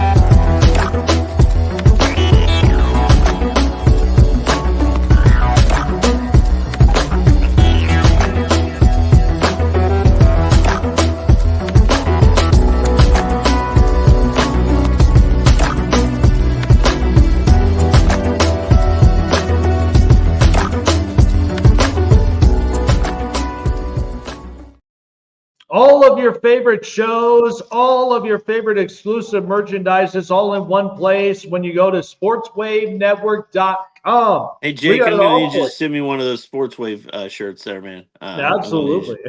It's double X. Well, of course, the deal going on because, of course, we're not trying to trick all of you into trying to buying a lot of our merchandises. We're here to give you a fun treat, and the treat of that is a special sale going on in spooky season when you use promo code SPOOKY24. During this month of October, you will get 25% off it when you spend more than $75 of select merchandises. Edmund just made up for his bad defense. Here we go with Garrett Cole to Tommy Edman. And so the Yankees turning the page here with a 2-1 lead over the Dodgers with Giancarlo Stanton's home run. I mean, that was remarkable. It's games like today that you realize that baseball is more of a momentum game. Oh, it is. And it could change at any time. Exactly. It doesn't matter who scores or doesn't. It's who changes the momentum. Yep. Who moves that needle a little bit more to the left or the right. And both these teams have been doing that all season. They've been changing that momentum, even in the playoffs. The Mets came back against the Dodgers, forced a game 3. Mm-hmm. I mean, when I say that, they annihilated the Dodgers. Like, they just pulverized them. Like, it's just what? Well, that went down the line for Edman, and Edman's going to be on his high horse. Soto going to grab it in, and Tommy Edman, who made up for the play, gets a stand-up double to start the bottom half of the 6th. Maybe some life for the Dodgers here late in this inning. Boy, that thing ripped right down the first base line there. I mean, those are got one out. So here's the question, Jake. How long do you keep Garrett Cole in? Bottom of the 6th. I mean, he hasn't let go of a home run, which is good, but he's starting to get base hits, and that's going to start adding up real fast. Well, and the funny thing is, I mean, yeah, even when you have Shohei Ohtani, like one of the big giants, and Mookie Betts, I mean, he's doing everything that he can right, at least to kind of limit the Dodger bats, because they haven't been able to find quite the stroke yet. I mean, they got the sacrifice fly, but that's all that they really could come up with. And that was kind of the concern of the Dodgers lineup, because you're in Los Angeles, you're under the lights, everybody expects a show, and it's just like sometimes little base hits, little things here and there are okay to do. Yeah, but I think if you're Garrett Cole, I mean, I would honestly hold on to it as much as I possibly can. I know standard rule for baseball is usually as long as they don't give up a home run to keep them in there. But I mean, he's given up regular just hits, and that's not good. Yeah, and a quick look at the Dodger lineup as we have it from here. Only 3 hits have been strung out for the Dodgers. So that's the one thing that Garrett Cole has been able to do. And only 1 run given the sacrifice fly. But those were ones that, they set up in good position to where they at least got a run in. But all tonight, he's only limited the Dodgers with only 3 hits, which is very impressive. Is he at the end of his contract yet? I think I'm not sure yet. He might be. He might be about either 1 or 2 years left of that contract, because it was back in, if I remember correctly, it was back in 2019, wasn't it? Yeah, I was going to say, I think I was working at a different place when that happened. And it was a 5-year deal. So he's got a. I thought it was, because I know it was a 9-year. That's 9 right. year. Okay. 9-year contract. So he still has more. I believe it's still until 28. Okay. The reason I ask is, do you think if he wins the World Series, he's going to retire? I mean, given from his age and given from just what he's done, I mean, he is such a dominant force. He's 34 years old. Like, he may still have a little bit left in the tank, because usually some of those pitchers, they might go. I mean, you look at Justin Verlander. He's win until like 30, 39. Dude. I mean, Verlander is like Kershaw, man. That dude, both of them are just they're robots. They're just robots. Clayton Kershaw, and Kershaw is going to be back for another year. And you look at Verlander and how many injuries he's had. He still just comes back every year, and I'm like, what are you doing, dude? Yep. Mookie Betts 2-2 now. That was a good catch by Chisholm, by the way. Yep. That was a roller, and he still got it. I just think if you're dominant right now, in at least at your position, that's the part where I think it really questions it. Nice. Well, never mind. I shouldn't have said anything. One caught and a nice laser beam right to Jazz Chisholm, and he makes the out. That's the one I was talking about. I didn't know how far off you were. That was a good catch by Chisholm. Oh, that was a great play. And it was definitely. That's a hot corner for a reason there. That I was going to say that's a hot corner, but it's also a difficult, because you have to line your glove up to make sure that, because that's a split-second decision. Because you're lining down to get that, you don't know where it's going to go, and it's one of those costly. And see, Edmund had the same problem, but his went the other way. Yep. That's one of those ones where you really have to keep your eye on that ball, or it could go anywhere. And that's the thing is you have to be loose in that position there, because you are that close to where home plate is. And you have to be aware of all of what's happening, because that may happen. Swing and a towering fly ball out to right field. Soto tracking it, and he will make the catch. That gets us closer to 3 more innings. But the Yankees still lead 2-1 over the Dodgers in Chavez Ravine. I think that's what made Jeter so good, was because it was really hard to get past Jeter. Yep. Because he would get in that stance, and he would just watch that ball. He wasn't watching anything else but that ball, and it was really hard. I think one of the greatest things he ever did was the catch into the crowd, Yep. When he was running and he came up with it and still had it in his hand, and they were like, did he just catch that? I think that's when people started realizing that Derek Jeter was something special. Because he was drafted in technically 1992 was when he was drafted, but he didn't get into the major leagues till like 1994. Mm-hmm. So people didn't really see a lot from him until 1994 hit, and it was one of those things though that he made these plays like that, and people are like, "Holy cow, this dude's good. Mm-hmm. This dude is like extremely good." And see, I started watching Yankees when Paul O'Neill was there. So when we first got Joe Torre, I loved it, but I was a kid. I didn't realize that Joe Torre was not that good of a manager before he went to New York. Well, it's funny. He managed the Cardinals and the Mets and was just bad. He was bad. And I don't know if you heard me telling you this on live before, but he Steinbrenner. They asked Steinbrenner. They said, "Are you serious? This guy sucks." He said, "If he doesn't have something within the first 3 years, I'll sell the team to someone else." Mm-hmm. And it's all fee-free. And in 3 years, they went to a World Series. Yep. And then they just kept going. I didn't see Like that. they just kept I think Joe Torre's biggest thing, and Yeah. I'm not trying to plug, but if you haven't read a book, there's a book called Joe Torre, The Yankee Years. Mm-hmm. And it kind of opens up the mindset that Joe Torre had. And he talked to Steinbrenner. He said, "Look, if you want me to win, you have to let me do what I need to do. Yeah. You have to let me draft who I want to draft, get who I want to get, and get this team the way I want it." And Steinbrenner told him, "Whatever you want, I will get for you." Yeah. Oh, yeah. And that was a huge change because he didn't have that at Cardinals, and he didn't have that at the Braves or the Mets when he managed them. So it was literally like he finally had the opportunity to do what he needed to do. So this led me to a question, though, too, and something, especially on the program here, because if you think of two of these franchises, the long-lasting managers that they've had in history for a long time, where the Yankees, we had Joe Torre, Joe Girardi, and then all the way up to Aaron Boone.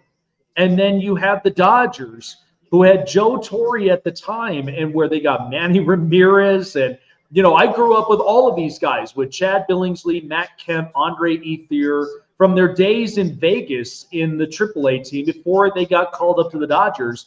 So the Dodgers were dealing with Torre, then Don Mattingly, and then right now with Dave Roberts. Because a lot is on the line for both these managers in particular. Because if you think about it, Dave Roberts, this is his fourth World Series appearance since he's been a Dodger manager. And yes, they did not succeed in 2017.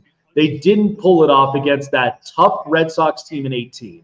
But then all through it, it's like they get close but no cigar. Oh, look at Bruce Gratterall with a easy play there at first. Wow. And just all by the hand. But yeah, it's just like it's important for all these for both these managers in particular.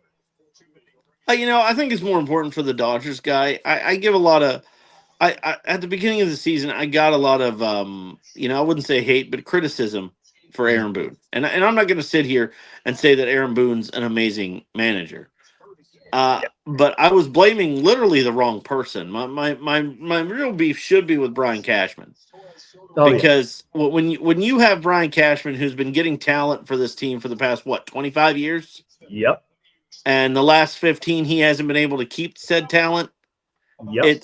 You let Sanchez go, and you let Didi Gregorius go, and you let who was the catcher they had for a while? That was Gary Sanchez. Who was Kyle Higashioka. They let him go, and we let so many of our good hitters go because he refused to keep them. And it wasn't that they wanted paid; he just refused to keep them. And I think that had a lot to do with the way Brian Cashman is. Mm-hmm. But I think Aaron Boone could possibly lose this World Series and still have a job. Yeah. I think that he's pretty much secured his job for the next 5 years, because if he wins this, though, he will be like Joe Girardi. And the reason Girardi lost his job was not only that he said disparaging remarks about the Prince of New York Yankees, which was Derek Jeter, but he also couldn't do anything after 2009. Yeah. And especially with Yeah, especially with Curtis Granderson and Mark Teixeira and Nick Josh, Swisher and a who lot of was these the guys. McCann? Brian McCann, who came up. Yeah. Boy, I mean, it's my big issue with Aaron Boone is his lineup change. Like, I don't know why you have to change it mid game. not wrong there. Yeah. I don't know why you have to change Fly it ball. back. Like, I mean, it's just like you change it in the third and fourth inning, and then you change it back. You're like, make up your mind, bro. You know, Like, and what are you you doing? you see just the change of managers. I mean, I think managerial duties have definitely changed over the course of the last few years than what it once was. I mean, we had a string of very legendary managers, Joe Torre being one of them. I'd say Bobby Cox in Atlanta was a very good manager. And you look at Brian Snitker right now, who just possesses you the look stuff at Terry that Brian Francona. Cox had. Yep. Yeah. Terry Francona. And now he's back. He's back now with Cincinnati as a manager. I mean, you couldn't take baseball away from him. There's a base hit for Judge, and there you go. Ironically, Terry and Joe actually played on the same team together. Yep. Terry and Joe Torre were both on the Atlanta Braves when they played together. So, yep. I mean, and if you look at Joe Torre's stats, there's a reason he's not in as a player. Yeah. He wasn't great. He wasn't horrible. But he wasn't great either. Yeah. No, that's true. But I think his contributions to baseball and everything, I think that he's, if I'm not mistaken, I don't think he's in as a player. I know he's in as a manager. Mm-hmm. I don't think he's in as a player, but if he gets in as an executive, that'll, I mean, and what he's done as an executive is just pure amazing. Like, people don't realize that he helped renegotiate, like, for the players. Like, he helped to prevent strikes in the last 4 or 5 years. He's helped with being a liaison to the players. Like, he helped with their medical situation. He's helped with them getting insurance. He's helped with so many of these other things that people don't seem to understand how much Joe Torre has done behind the scenes. Oh yeah, Joe Torre. It's definitely been just a grand ambassador for just, not just the franchise, but for Major League Baseball as a whole, because it's just changing. You want the game to go into a positive direction where, automatic strike zones and multiple others, safety protocols, all the things that that make the sport just getting better. And that's what it's about. You have those governing bodies all around there, and they're very important to the body of this game. Yeah, and that's therein lies the greatness of Joe Torre. I think Joe Torre had it in him the whole time, but I think he had his hands tied behind his back at Cardinals and Mets when he managed, and that's why he wasn't good. Yep. Because they wouldn't let him do what he wanted, but because Steinbrenner looked at him and said, "You know what? Do whatever you need to do. Get who you need to get. Sign and who he you got need to him. sign." What a strikeout for Bruce Dark Ratterall. And so we go to the 7th inning stretch. Dodgers hoping to answer back with still the Yankees lead 2-1. I mean, and that I think is the big thing with Joe Torre is that he was able to, like, a big example for me for Joe Torre is when Paul O'Neill came to the Yankees. He realized that Paul O'Neill, when he was at Reds, if I'm not mistaken, he played a lot of outfield. Yes, he did. Yep. And when he came to the Yankees, he switched to first base. Do you know why? Because Joe Torre saw that he could not throw from outfield anymore. Yeah, he had like a noodle arm for the outfield. He did. And he said, "Why do they have you at outfield?" And he said, "That's just where they have me at Reds." He said, "Well, I'm moving you to first base." And he said, "Well, I don't." And Paul O'Neill says this in, I think, a documentary. He was talking about that whole entire World Series run, the 5 World Series, and he goes, "I looked at Joe Torre. I thought he was crazy. Like, why are you moving me to first base?" He's like, "I've always played outfield." And Joe Torre said, "Trust me, if I move you to first base, it's going to be fine." And he said, "But that's one of the most important positions. I don't think I can handle it." He said, "All you need to do is throw the ball.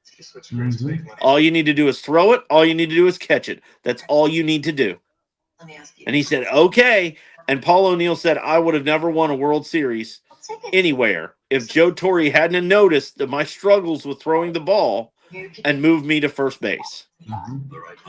And that is something that it surprises me that Joe saw that. And when he was with the Cardinals and the Mets, they didn't give him the opportunity to do these changes.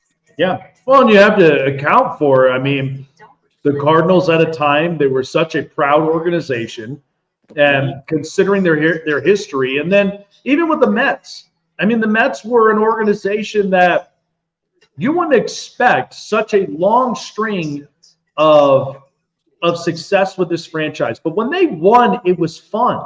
Like, it was just a fun time. Like in '86 when they did, I mean, that was just one that they just strung the team together, and they just went on and win the World Series. Joe Torre wasn't the manager when they went in '86, was he? Mm-hmm. Who was the manager of the Mets when they went in 1986? I have to look it up from here, but I know it wasn't Torre in '86. I think he was fired beforehand, which is really weird because he's the one that got those players there. Mm-hmm.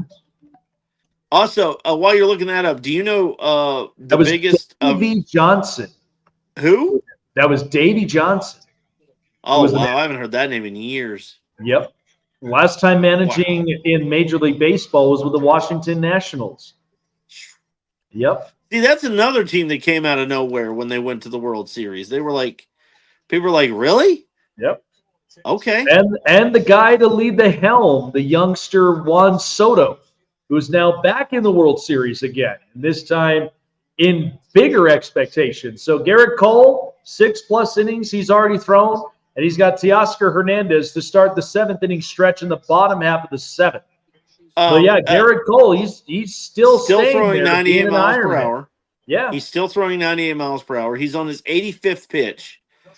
An interesting thing is baseball, they added the whole pitch count thing, and people were like, they're all upset about it and all irate, but I don't think it's changed much. What do you think, Jake?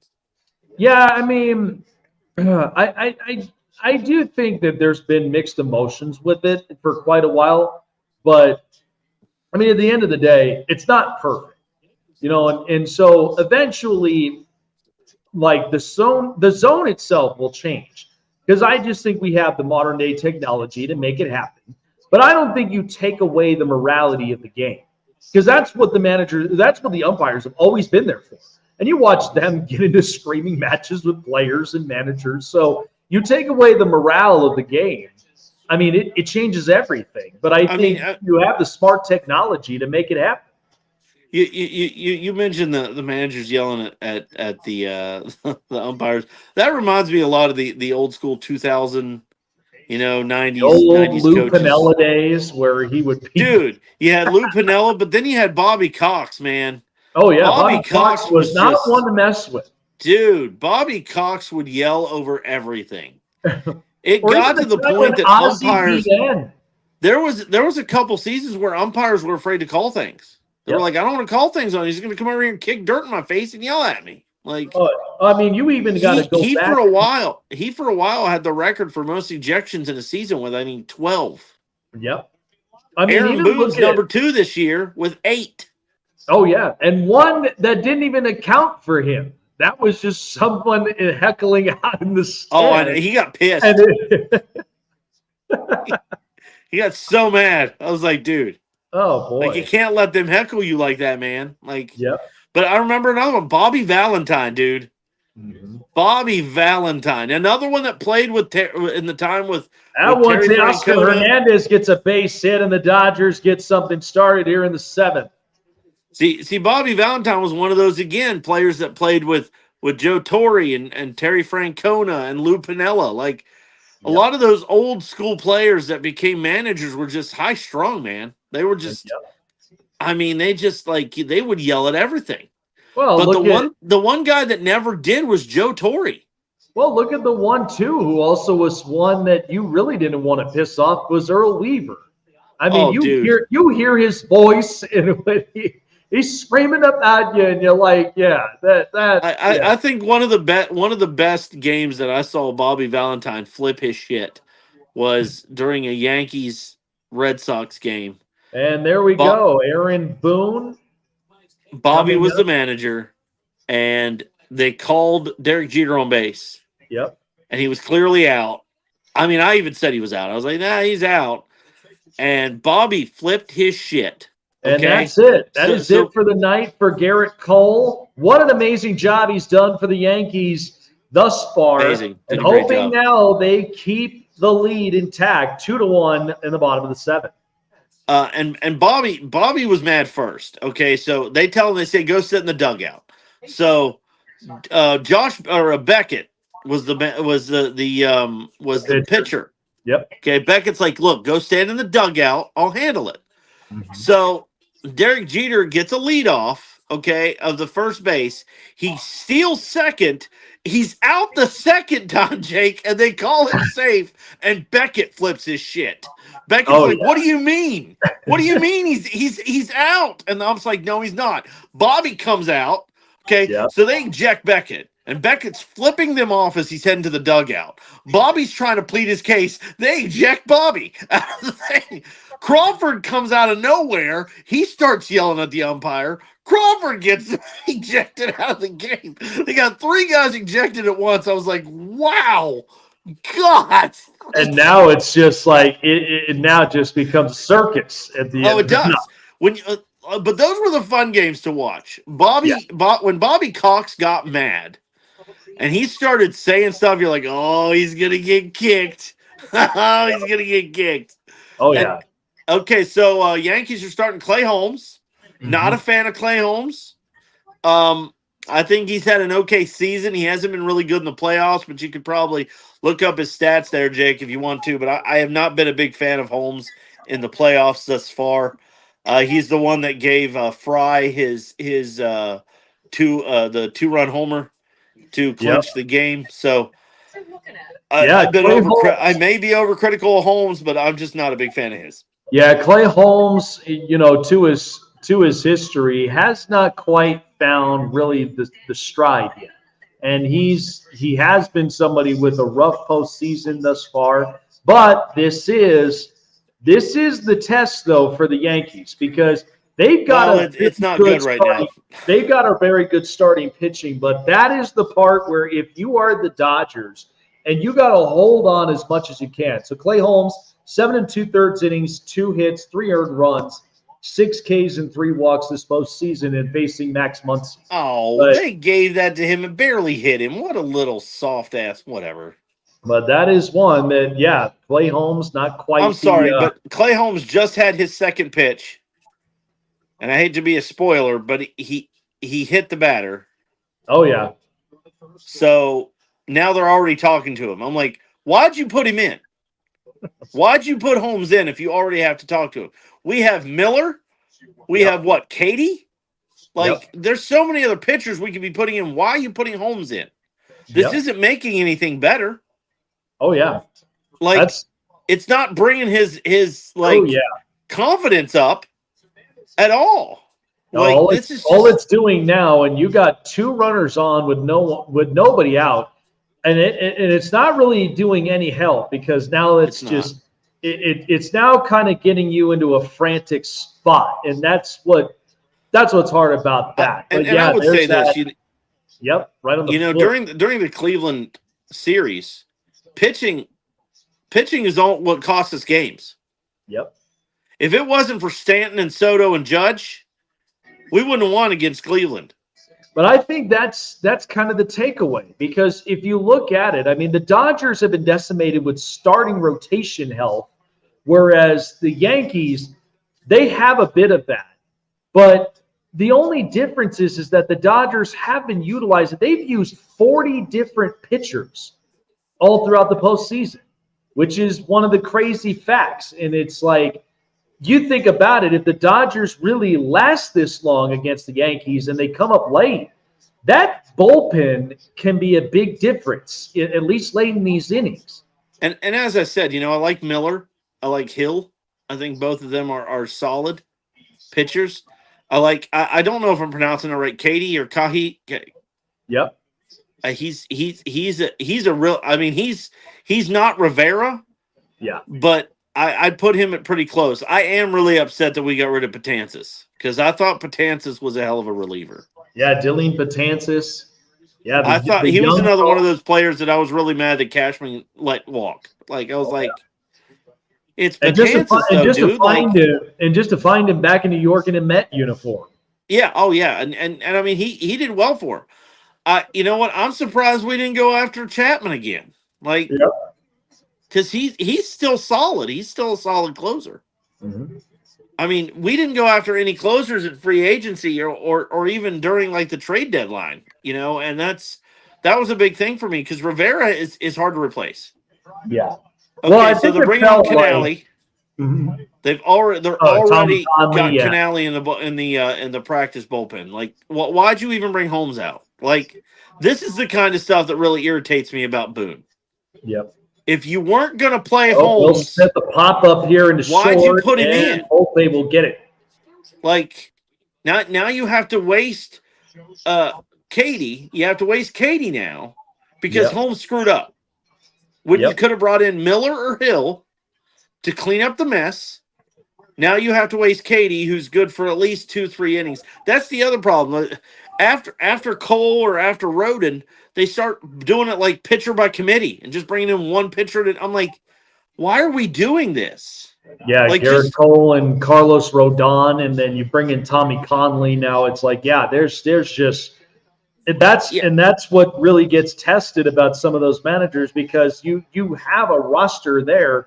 But it's like you've got to use them in the best ways you can because it's a game of chess, and if you're not playing your cards right, that really can bite you in the end. And so Tommy Conley now having to come in, Clay Holmes out, runners at second and third. Clay Holmes out after what 4 or 5 pitches? Like, why even waste 5 pitches on Holmes? And that's something that the Dodgers do well. Like they've had short amount of pitches for some pitchers. But they have a deep enough bullpen where they could literally use a lot of arms. And that's what I'm saying. I don't think Boone trusts a lot of his pitchers. And if that's true, then why are they on your roster? Yep. Why are they there? If you don't trust them, why are they there? If you do trust them, why aren't you playing them? I felt like with one guy like Jonathan Loaiza, like he seemed like he was one guy that I never understood with how long that was going for because I really thought he was a quality reliever that you could have built upon. I mean, and I think that's see the thing is that's what we've been using. What'd you say his name was? Kalan or Tommy Conley. Conley. That's what we've been using Conley for. He's not only a starter, but he's also a reliever. Yep. So I think we've been using him more in the reliever aspect. But then days like today, where it's like now we've just wasted our reliever coming in at the 7th inning, which I guess is not really a loss because you're bringing technically he is a closer. Yep. And in a very crucial spot, especially one that tough situation. This is a tough situation for any pitcher at this point. Yep. The only pitcher that wouldn't be worried right now is Rivera. Yep. Like, I mean, show me the Carfax facts. You get the most accurate price. Yeah, 100%. And that's the thing with Tommy is I like Tommy. I think Tommy's a good reliever. Mm-hmm. I wouldn't say he's like one of the best in the league, but I mean, he goes out and does his job, and that's what you need in a reliever. Mm-hmm. Oh yeah, no, and he's serviceable. Like that's the thing. Out. Oh, that was a close one. Hey, Jake, do you want to hit the commercial break? Yeah, just once because I know I'm on a different time and all the rest of it. But yeah, we'll hit up into a commercial break here. But yeah, Tommy Conley, 7 innings pitched, 3 hits, no runs, 6 walks and 6 Ks, 48 consecutive changeups thrown. So he's really relied on that changeup. That changeup is amazing. So here we go with Gavin Lux as he fouls off, and there's a strike count up to him with a 2nd and 3rd runner there, 2 out. But yeah, this has been quite the stretch. I'm surprised it's been as close as it has for being a 2-1 game.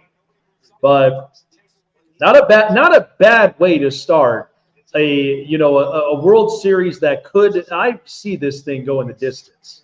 A ground ball over to second, fielded cleanly, and that will end the inning itself. So the 7th inning comes to a close. We go to the top half of the 8th with the Yankees still on top by 1. So, yeah, we'll get a chance and a word from our sponsors at BetUS. Listen up, sports fans. Your favorite sportsbook, BetUS.com, is back for our 28th year of NFL action. With the industry's biggest sign-up bonus of up to 200%, BetUS offers our members the opportunity to cash in on all your favorite sports, including NFL, NBA, MLB, and more. We've also got hundreds of new casino games, including the coolest new European slots, and our live dealers are waiting for you at the table. Sign up at BetUS.com today to get into the action. BetUS, where the game begins.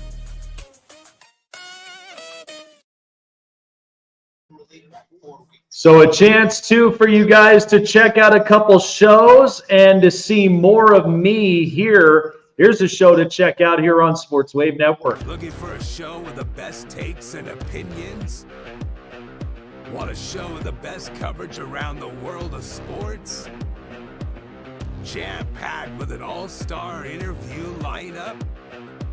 Then the best place to find it all, sports and entertainment, is right here. Join Jake Silva on the Snake Sports Talk Show, presented by SeatGeek and BetUS. Weeknights at 8 p.m. Eastern, 5 Pacific on Sports Wave Network. Want to find your seat for the event of your choice but can't get one that fits your desire or your budget? Well, my friends, SeatGeek has you covered. SeatGeek is the official sponsor of the Snake Sports Talk Show. With a list of over hundreds of events to choose from, SeatGeek will assure you that you won't miss your seat with the amazing view of your choice at the most affordable price. Whether it's looking for your best seat in the house of your favorite sports team, finding live concerts that get you closer to your favorite artist, or enjoying your spot at your favorite live shows, comedies, and more, SeatGeek has it all just for you. Go online to SeatGeek.com or download the app on your mobile device through Google Play and the App Store. And as a special offer before checkout, use promo code SNAKESPORTS and save yourself $20 off of your purchase of your first ticket, and experience why SeatGeek is the most trusted ticketing app for your next event. Remember, that's SeatGeek.com, and download the app on your phone with promo code SNAKESPORTS for $20 off and find your seat with SeatGeek.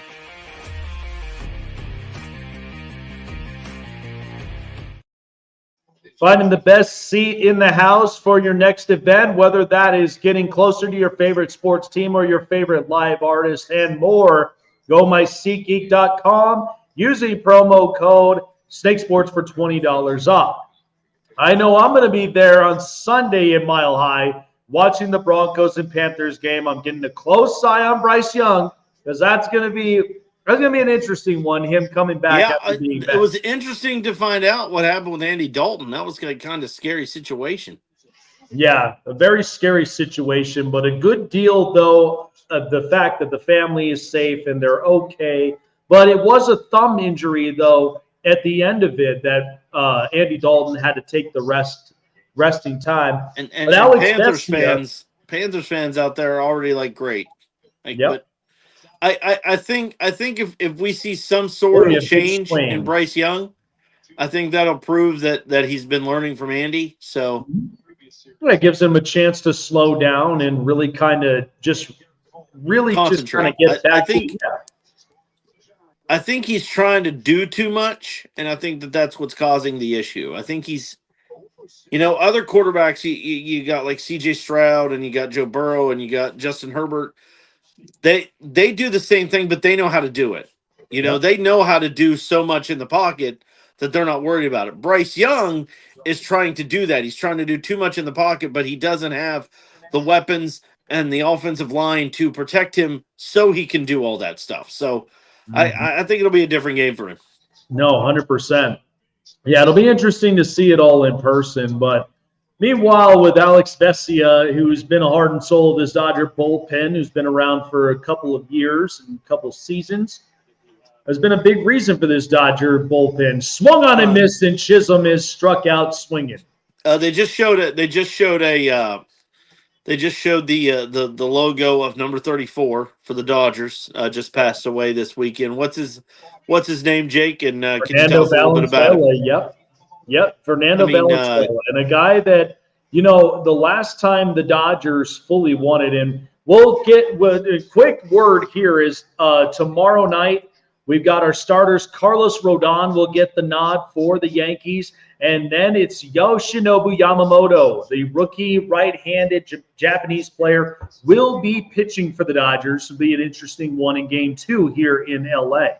But yeah, Fernando Valenzuela, and what was so remarkable of him, because you go back to the last time these two met in 1981, and Valenzuela was a big part of that entire rotation.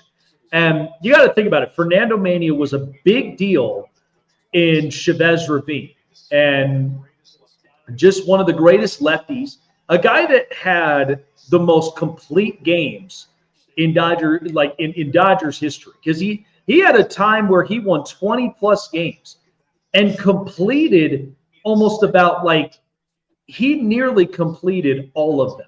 Only missed about 3 starts. And he was the first, in the first 8 starts, was 8-0.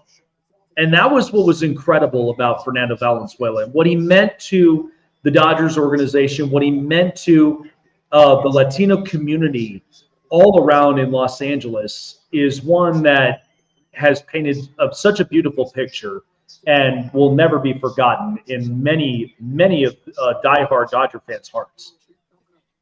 Now, Jake, are you a Dodgers fan by proxy, or? No, I mean, I've been a baseball fan first, then I have been a team fan. And I talked to my folks this morning, because my mother originally grown up in Long Island, New York. I mean, she watched the Mets win in '86 and then had been a Yankee fan ever since. And so I was there in Vegas when they won in 2009, and it really brought joy to my mother from being in New York. And then watching the Dodgers win in 2020 in a short season, which was, a state of uncertainty in America. But, it meant a lot because the fact of my late great-great-grandfather, who'd been a diehard Dodger fan, he'd been rocking with the team for a long time, but never liked Tommy Lasorda in some spurts. There was always some sort of reservation with Tommy Lasorda, but yeah, my old man, diehard. He was another one that used to fight with umpires, man. And he was a diehard, and that was somebody that, for so many Dodger teams that he managed over the years, I mean, there was never a dull moment with Tommy at all in some of those, in at least 2 of those World Series, in '81 and in '88. I mean, oh yeah.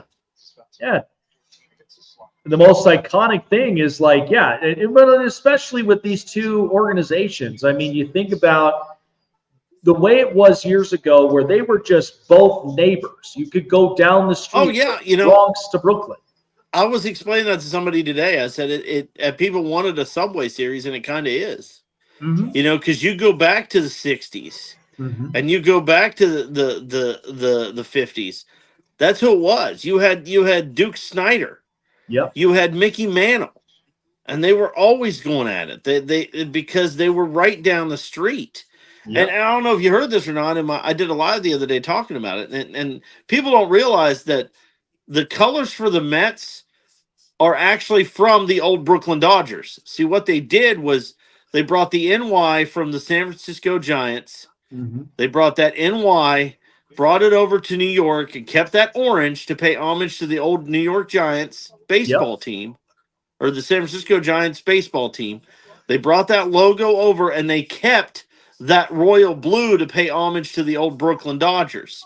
So when the Mets were created in 1964, they paid homage to the old Dodgers by adding that royal blue. So there's still that camaraderie when it comes to that. And that's why everybody wanted the Mets, but they technically still got the Subway Series, which is why these 2 teams have met, 16 times? They've met 12 times in the World Series, and the Yankees who lead that record at 8-3. And you got to think, because I mean, it's hard to trump over a team that just has built a track record of success. I mean, from DiMaggio to Mantle to Maris, and that's what I was going to say. I mean, the '60s, that was the World Series. I mean, one time it was in that decade, 6 or 7 times was Dodgers and Yankees. Yep. Because And those were the two dominating teams. And as I said, you had what for the Yankees, you had Mano, you had Maris, you had DiMaggio was another one. DiMaggio was on that team, but you also Yogi had Berra, who wasn't on the Dodgers? You had Duke Snyder. You had Duke Snyder. You had Pee Wee Reese. Don Drysdale. Sandy Koufax. Sandy Koufax, and their way to L.A. Well, and even in beforehand, that was legends. And you got to think about it. What's so iconic with both these franchises, you think about the wording, the house that Ruth built, has always been the staple of the Yankees. And then you come down to the Dodgers, where it was, in Ebbets Field, where a lot of people at that time in Brooklyn, they called them the Brooklyn Bums. And they called them the Bums for a long time, until all of a sudden, all it took was Branch Rickey to make one superior move that the world would forever be shook. But then yet it changed so much of what we see the game today. And that was Jackie Robinson. And now it's so pivotal where it's 42 everywhere. But at that time, it was such a big movement that not a lot of people have really dug into what the history that went behind. And you mentioned that, and the Yankees are the only ones that have a 42 retired twice. Yep, Mariano Rivera. And he had permission from the Robinson family to use that. Yep. When he went into baseball, because 42 was the number he'd always worn, and he personally called Jackie Robinson's widow and said, "Hey, I know it's retired, but I would really like to use this number." And she said, "Yes, it would be fine." And he said, "Don't worry, I will do it. I will give it the utmost respect, and I will do it the right justice." And he did. I mean, you can't give more respect and justice than Rivera. I mean, you got to think about how many World Series championships that he had won under just that number itself alone. I mean, he's done more than a justice. And I think that's where all the way until the last stringing year of 2013 is what really that painted the picture for you. It did. And I think you mentioned the house that Ruth built. Mm-hmm. I think that changed though in 1997 when Derek Jeter became who he was. Mm-hmm. Because 1997 they changed it to the house that Jeter built, or the house continues with Jeter. I mean, they ran a whole campaign in 1997 and 1998. Yep. Pushing Jeter as the face of the Yankees, and he was. And it was at a time where the Yankees were so dominant, where they were. That was where they pulled off that three-peat. Yeah. And Tommy Edman, 0-2, and a ground ball right to short. Man, that cleanly was so played. dumb. What a play! Man, the second baseman's an idiot. Seriously? So Volpe takes care of Tommy Edman from there, and now we have Shohei Ohtani. And so looking at both the lineups, we saw Giancarlo Stanton come away with a big-time home run. Aaron Judge gets his base hit in the World Series. And thus far, the Giants that have gone quiet has been Ohtani and Betts. Soto messed up the outfield. They get it to second base, and it ricochets off the bottom of second base. And instead of going after the ball, he literally looks at the runner on second base, and the runner realizes he doesn't have the ball, and then he starts running. Like, oh, wow. I'm like, why are you staring at the ball, dude? Shohei Ohtani up and into the right field off the wall. Soto going to grab it up and throws it into second, and Ohtani, and now that's bobbled up, and now Ohtani will be there at third. So that is how the inning is going to end up going for the Dodgers. And Ohtani. I'm just trying to figure out, as a second baseman, how do you let that happen? Yep. Like, they're going to go over it, and they're going to see the instant replay. He stares at the ball. Ohtani didn't even realize he didn't have the ball until the dude stood there and waited for it. Like, yep. And until the point where that ball started just going away from him.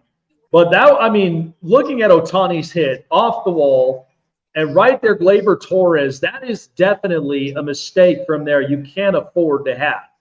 I mean, No room for errors.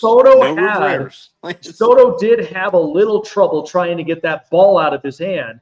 But by the time that Gleyber Torres, I mean, you still needed to knock that ball down. And the fact that it rolled the way it did now allows Ohtani to just take a free base and is now 90 feet away.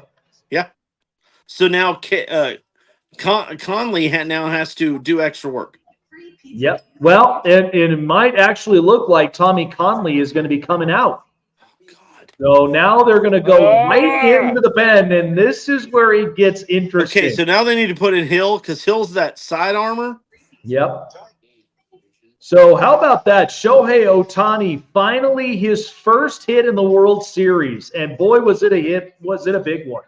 I mean, when I watch Shohei Ohtani, I mean, the guy is an absolute animal. I watched him hit a 3-run home run in Coors Field that just really I mean, good God, the way that he got under this thing was just like, wow. The guy is just unbelievable. That was a good hit. Oh, yeah. Ohtani just hit it. I mean, he knocked it. Oh, yeah. He got right into it. Wanted to show you something, too, because this is also something that I got for my good partners up in the Syndicate Sports. But I ended up getting my little miniature helmet that's got a little visor right up in there. Oh, there you go. Yeah. So I'm going to be showcasing that every time when I'm making videos or anytime I'm doing my live streams. Hey, I might be planning to do the live stream for the Chargers after this, because especially just kind of breaking down the game against the New Orleans Saints. So that's going to be a fun one. Okay, so they brought in Weaver.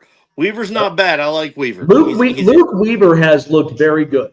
He has definitely transformed himself. And somebody who's been quietly around in the league that, you think of the tenure in St. Louis and Arizona and multiple other organizations. And he hasn't played in the World Series before either, has he? Nope. Luke Weaver had been quite the journeyman. I mean, around in Arizona, Seattle. Oh, yeah. They said that he had kind of a remarkable story of how he just kept moving everywhere and suddenly found his home here in New York. Mm-hmm. Yeah, he had bounced around a lot. And it's like, because I remember him being there in St. Louis in the first place he started, and then goes to Arizona in a trade. And I believe that was the trade that it was involved with Paul Goldschmidt, if I'm not mistaken. And then goes to Seattle, doesn't quite have at least the same stuff. But this was a guy who was once a starter and then just went into the pen. Like, he's really come out a much more of a bullpen help. And that's been a big story for Luke Weaver at a big stage. Like, that is one that you got to just be. And Dodgers just tied it up. It is 2 outs, but Dodgers just tied it up. 1-1 to Betts. It's right down the middle. It was a sacrifice. Yeah, this is just starting to this become is going quite back the World to Series. Torres's second base mistake. Yep. If he'd have kept a hold of that football or the baseball, yep, and done what he was supposed to do and gone after it, he Yeah, could and have at least ran locked up, it in. got the ball, and threw it to third. Yep. And then Ohtani would have been out.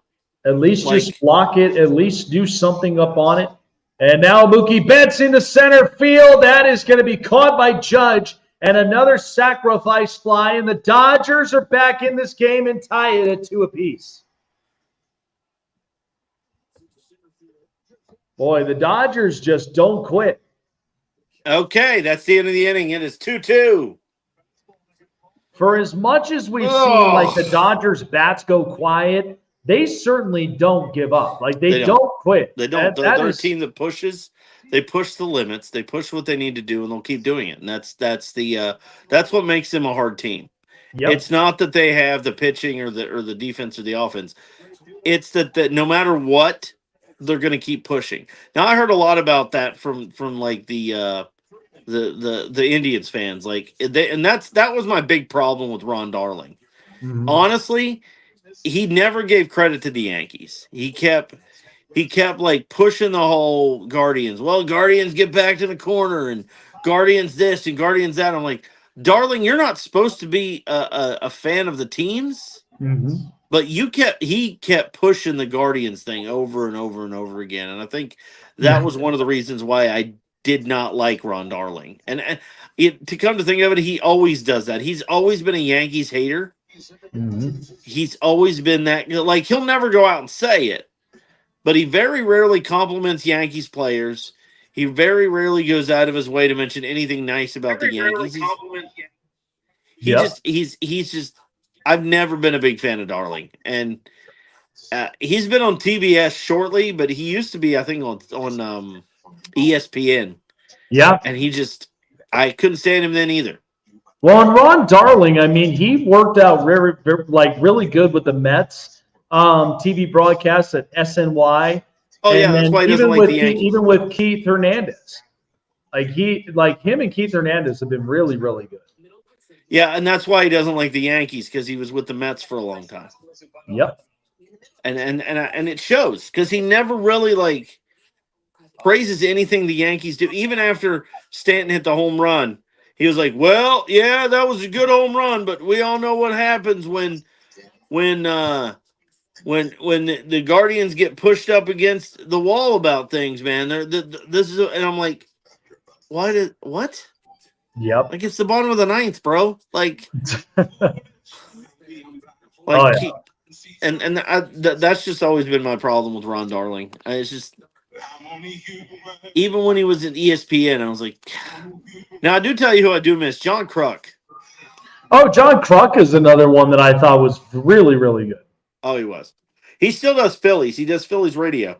Yep. Yeah, he does. Interesting thing about John Kruk. Interesting thing about John Kruk, he's actually from the city I live in right now. Oh, wow. He is a native of Charleston, West Virginia. And he actually used to play for the I think he played for the West Virginia Power before, or they were the Alley Cats at that time, before he went on to go to the pros. Oh, how about that? Little history up from there, and yeah, I just remember his time with the Phillies. Yeah. Oh, no. Well, he also played for the I think it was briefly for the Reds. He briefly played for the Dodgers, I think. Yeah, the Royals. I think it might have been the Royals. Yeah, he had a long tenure in baseball. You know another Dodger that another Met/Dodger that gets overlooked is Gary Carter. Oh, 100%. I mean, good God, Gary Carter was so much fun to watch, even at his time with Montreal. Oh yeah. He was drafted by Montreal. Then he went to the Mets, and he was part of that '86 World Series team. Yep. And he helped them win that. He was a crucial. Him and Tom Seaver were two crucial guys during that Mets '86 run. And the good old iconic Tug McGraw strikeout, where and then you go back even further with the Dodgers, and here's another one from West Virginia, a little tidbit of information. George Brett. Yep, George Brett. Yep, the native of Huntington, West Virginia. Played there. Never really played for the minor league team, but he was a native of Huntington, West Virginia, and he still he has a house still in Huntington to these days. He's been retired for a while, but yeah, another tidbit from West Virginia there.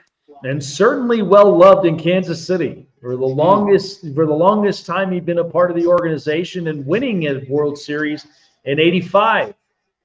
And he was one of those guys that was the longevity guys. I mean, it just he did not go anywhere else. And see, Gary Carter was different. Gary Carter went from the Expos to the Mets to the Dodgers, and I think he ended his career with the Royals. Yep, he ended his career with the Royals. Yep.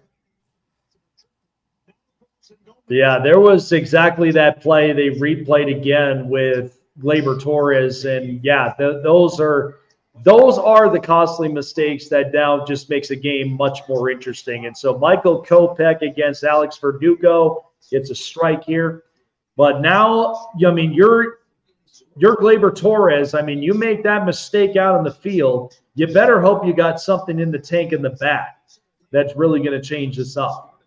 Yeah, I mean, we haven't gotten anybody on base right now. It's 2 outs, 1 ball, 1 strike. We've got Torres up to bat. It looks like Kopech is the pitcher. He's on his 7th pitch. Yep, Michael Kopech, another first strike. It's 1-1.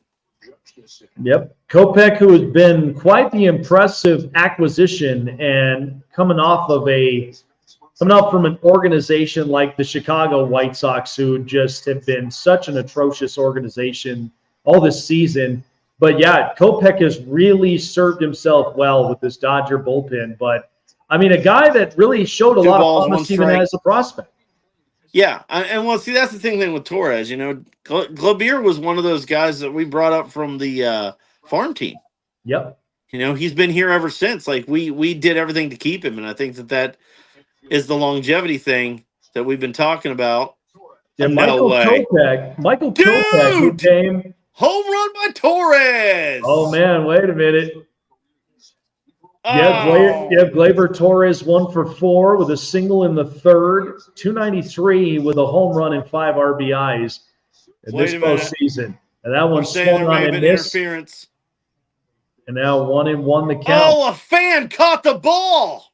Uh-oh. Are you kidding me, bro? Uh-oh. Oh, that is bullshit. A crucial call in the middle of Game 1 of the World Series. There's a 1-1.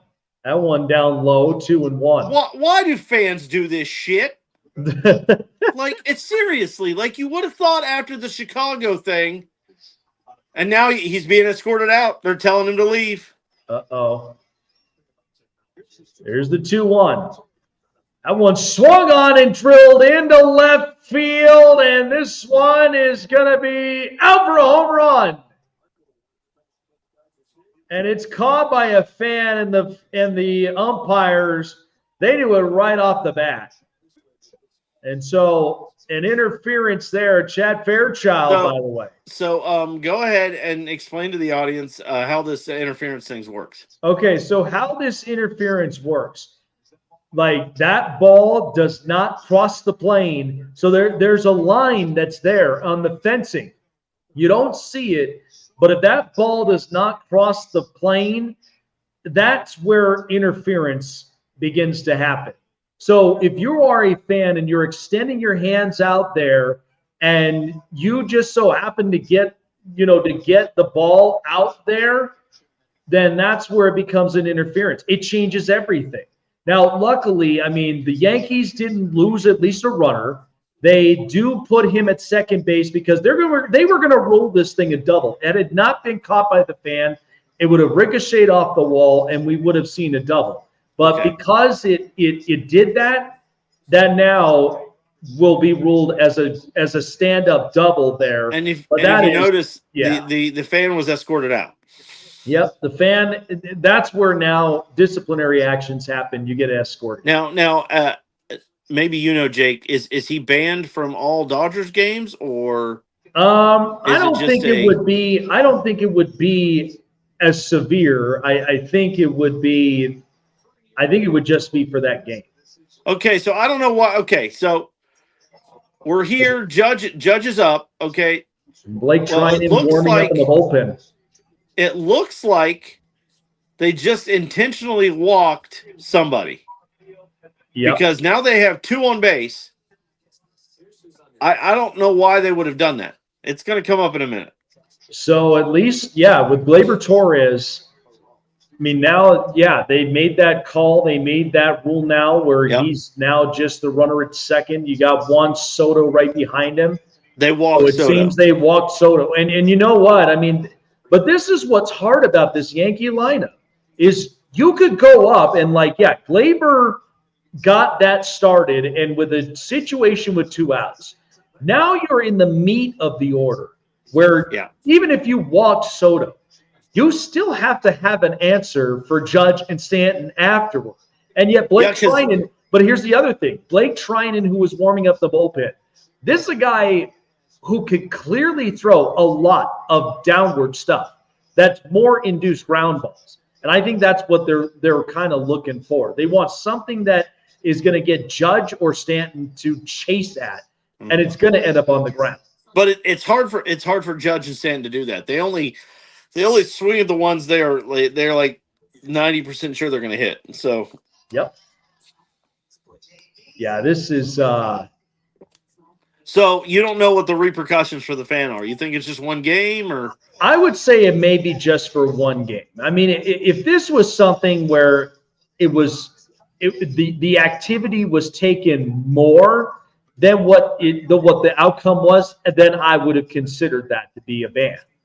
But if it's just from that point on, I mean, yeah, the fan should have known better that was not crossing the plane.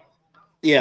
But at the same time, I'm not going to outright just crazy punish a fan just because of that one move. Yeah. Again, it would be different if this was something that then was ongoing after the fact. But I don't think that would have honestly have made that kind of difference there. They're doing a flashback to 1996 championship. Yep. When they called it a home run, even though the fan caught it. Yep. And things changed. It was all about that Chicago Cubs game. Yep. The Chicago Cubs game was also one most people don't remember, but that was one that was very crucial. And what was it? It was Game 7. It was Game 7 of the playoffs. Yep. They needed to win that game to get into the World Series. And that fan. And the fan just so happened to have been a Cubs fan. And that was one that really made Cubs fans very irate. He had to move. Yeah. He had to move. He's worse. He's worse than Bill Buckner at Red Sox. And that was the same situation. That was Game 7 of the playoffs, and the Reds needed to win. Red Sox needed to win, and he let that ball squeeze right under his legs. Yeah. And now, this was another one. Yeah, and this flashback with the Yankees and Orioles, I do remember that. And Davey Johnson was pissed. He was irate. And you know what? The same similar thing. That thing didn't cross the plane. Mm-hmm. And at that time, it was a different style, time. Different technology. Yeah. And it was. And they called it a home run. And he was like, it's not a home run. The fan caught it. And they're like, well, there's no rules for this. And you would have thought after that one that there would have been rules for it. Yeah. But they didn't change it until that guy at Cubs ruined it. On Judge. So Blake Trinan coming in against the big fish in Aaron Judge. 24 game winning RBIs that have led the league. 0-1. Judge is up at bat. It's 1-2. And that's the thing about Blake Trinan. You bring him in this situation like this, 11 strikeouts, 2 walks. Damn it. He's got such amazing control of those pitches. You watch the spin rate of that slider. Yeah. He's got such crazy control. Jake, I'm not going to spoil this, but I think we may be going into extra innings, bro. Hey, we'll see. We'll see. I mean, it's been a fantastic World Series start to the World Series thus far. It's been a fantastic playoffs if you think about it. There's been some really good games. One popped up foul. It's been great game. I thought it was farther too. I was like, damn it. There's been great postseason moments this year. I mean, the fact that we watched Giancarlo Noel with that big time home run bat flip, and then there was Shohei Ohtani and Stanton's home runs. I would even think too. I mean, the Padres were such a young team, and they were a bit loose. And it's like, they have a chance, but I think going into next season is going to be really interesting for them. Do you think that Craig Counsell for the Cubs will get the Cubs back to the World Series? I believe so if the Cubs can address a few things during the free agent market, because that has been a problem with the Cubs. I mean, they did do the right thing by re-signing Cody Bellinger. He has been, a focal point in that lineup. But Seiya Suzuki, though, I just felt like that was a rough year for him. They did trade away Christopher Morel. So there is some value that the Cubs are getting back. But now's the opportunity to really take advantage of that. I think when they got rid of players after they won, like players like Chris Bryant. Yep. And then the series of having who was it that coached them right after? Well, who's the one that just got fired? Yeah. Ross? Oh yeah, David Ross. That dude had no business managing a baseball team. But you know what's funny is that, yeah, I mean, David Ross, and look, a former catcher, and I've still said this to this very day, that there are former catchers that have been meant to be managers. Because they were play callers. Well, Torrey was a catcher. Yeah, and it's like you look at quarterbacks in the NFL. They're meant to be like head coaches as being play callers because they can see everything.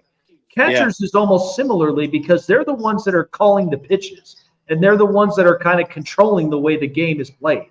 So it's like you look at that. That's why I say I think for the Cardinals at some point, I would not be surprised if Yadier Molina becomes a manager. Okay, he so just has that.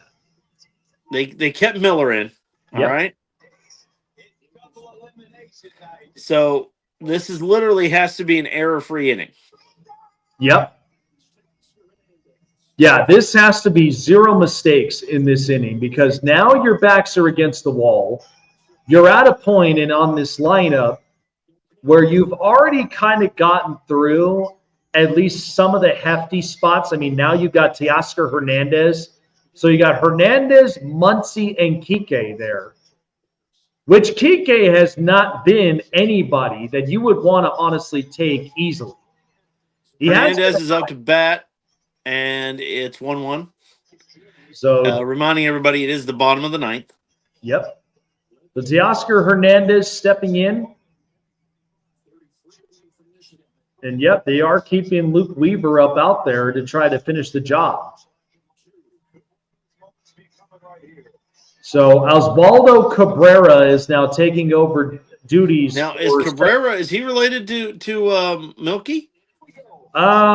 He might be. I mean, good God, look at how many Cabreras we've had.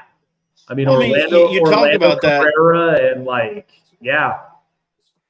You talk about that, and you think about how many kids of baseball players are playing right now. Yeah. I mean, you've got Biggio. Biggio's son's over at Royals. Yep. There's another one at Royals. Dante. Oh. Well, there was a time where we watched Raul Mondesi Jr. was also somebody. Yeah. Yep. And then Fernando Tatis Jr. in San Diego. The other one for Kansas City, his dad played for the Rockies. His first name's Dante or Deontay. Yeah, Dante Bichette. Yep. And Bo Bichette in Toronto. That one outside. And Bichette had a good year last year. I mean, he was. Well, you also look at Bobby Witt Jr. A lot of people don't realize that his dad played. Yep. And I mean, he's coming into his own. I do the sports card thing, and I tell you what, man, like his cards weren't that high until recently. Oh yeah.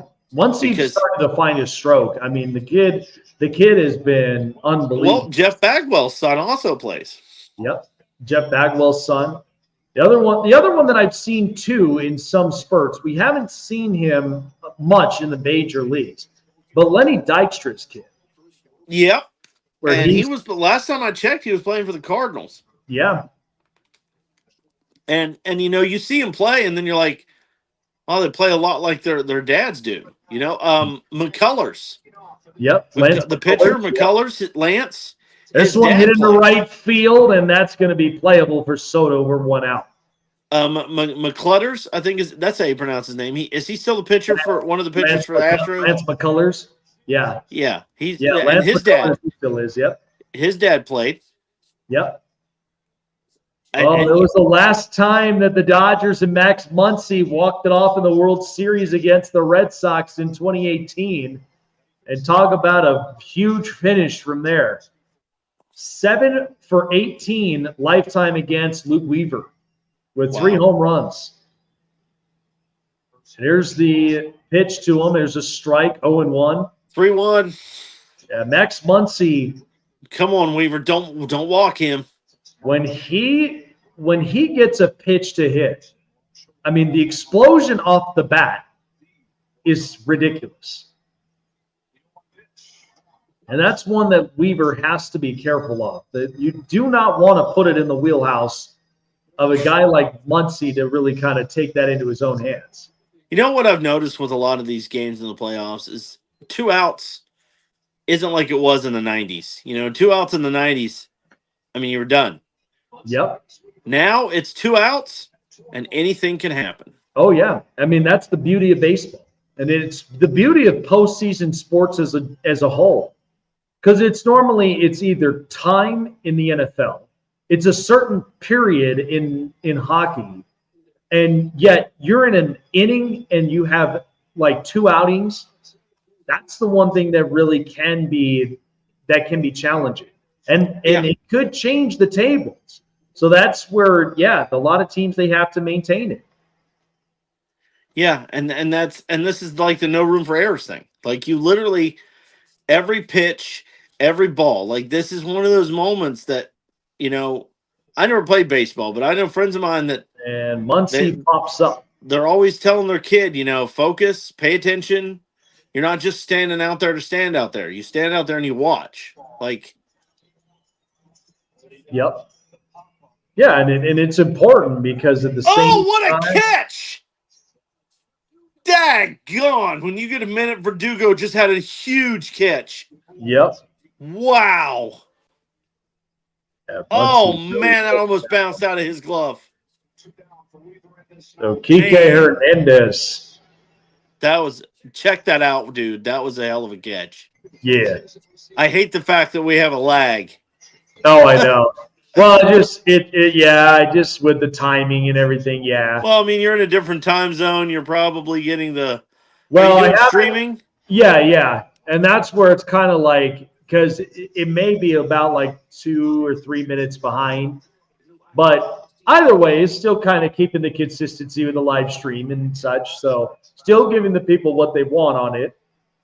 Are you going to do another play-by-play tomorrow? I probably won't tomorrow. Because I got a Halloween party that I'm going to tomorrow night. I got you. Maybe next time, see if you can get Chase to do it with you, because his knowledge of baseball. Yeah. And the simple fact that he didn't have a dog in the fight could kind of like help him out with him wanting to be an analyst and stuff. And I think that would really be beneficial for him. Yep. To get kind of like a learning experience with the analyzing, and he'd do real well. Oh, 100%. Also, see if you can get Brandon. I mean, Brandon would do really well too. Oh, absolutely. Well, people don't realize that Brandon has a vast sports knowledge. Well, the dude is like is we're looking for, because we do have our guys like in the network chat that we put in there, because we are looking for some guys that are wanting to be a part of the rotation with the NFL pregame report, where it's kind of like your Sunday morning show, where you go in, you break down a bunch of games, you give your predictions and thoughts, and that's that. So, yeah, I mean, we're always looking for guys to go upon the rotation, because it's nicer, because it's good for the quality of the content. Well, yeah, and I mean, and you said, didn't you say that Roku did a contract with Sportswave Network? Yep. Okay, so yeah, I mean, that would be good for Roku, because they don't really have a sports aspect of Roku. Mm-hmm. Plus, it would help too, because it gives fans something free to watch that's sports related. Yeah, because where this is basing off of, it's actually basing right out of Massachusetts, off of Northeast Sports Media Network. So what you're saying is I'm technically working for places in Boston. Well, technically you're being showcased. That's not what I wanted to hear, Jake. But either way,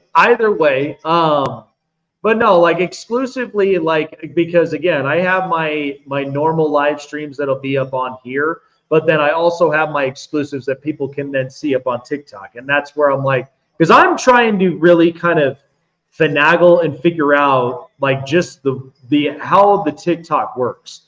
And that's why I figured if I do like an exclusive to where he just struck out Stanton. Oh. So it goes into extra innings. We go into the top of the 10th inning, folks. And Giancarlo Stanton.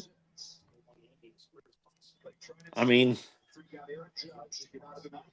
yeah, like I said, this was going into the meat of the order, and that's what Blake Trinan, he's been doing. Like since Dave Roberts took him out there and have him relief, like Trinan's been holding his own. Yeah.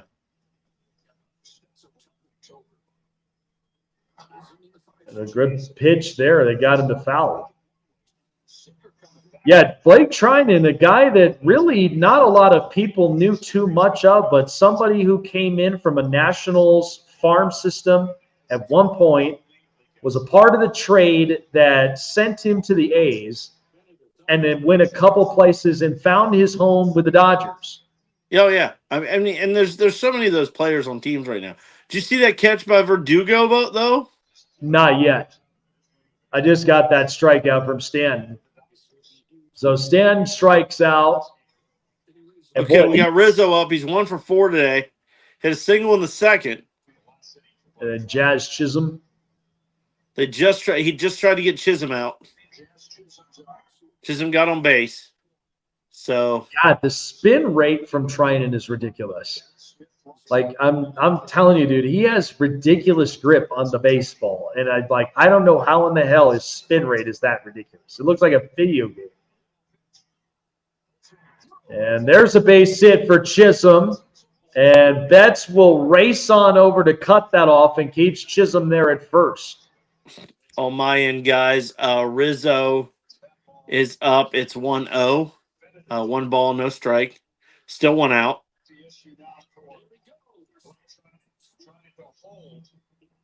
So, yeah, Blake Trinan, who was trying to at least get him. And Chisholm just stole another base.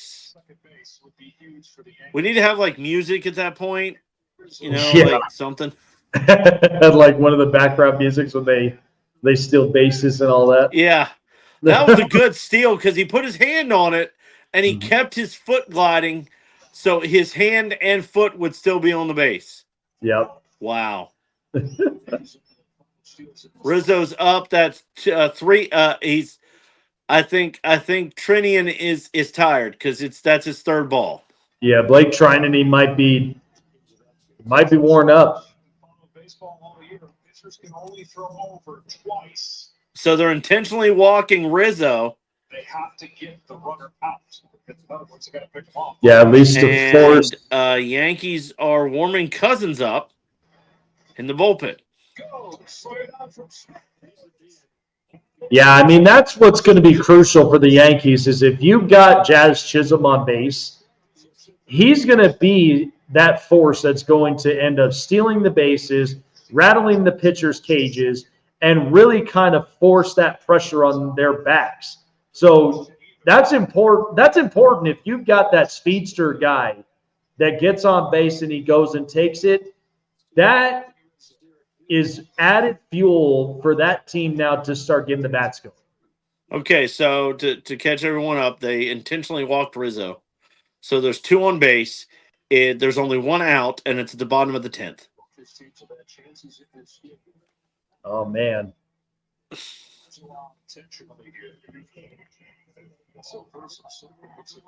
So we got Anthony Volpe up.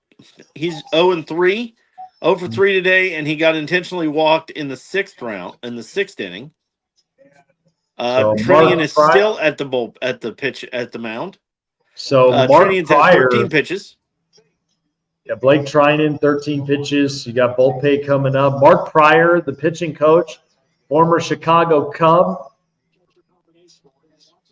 And you got to think about what he's going to be thinking about with Trinan coming into this spot now with Volpe and now with 2 on. They gave him some sort of words of encouragement to kind of help him out, I guess. Chisholm's trying to take third, but the pitcher just has a good eye on him. Mm-hmm. But that kind of stuff, you're right. It distracts the pitcher from the focus that he needs. Yeah. So at that now point, you have to pay attention to two different things. Chisholm just stole third.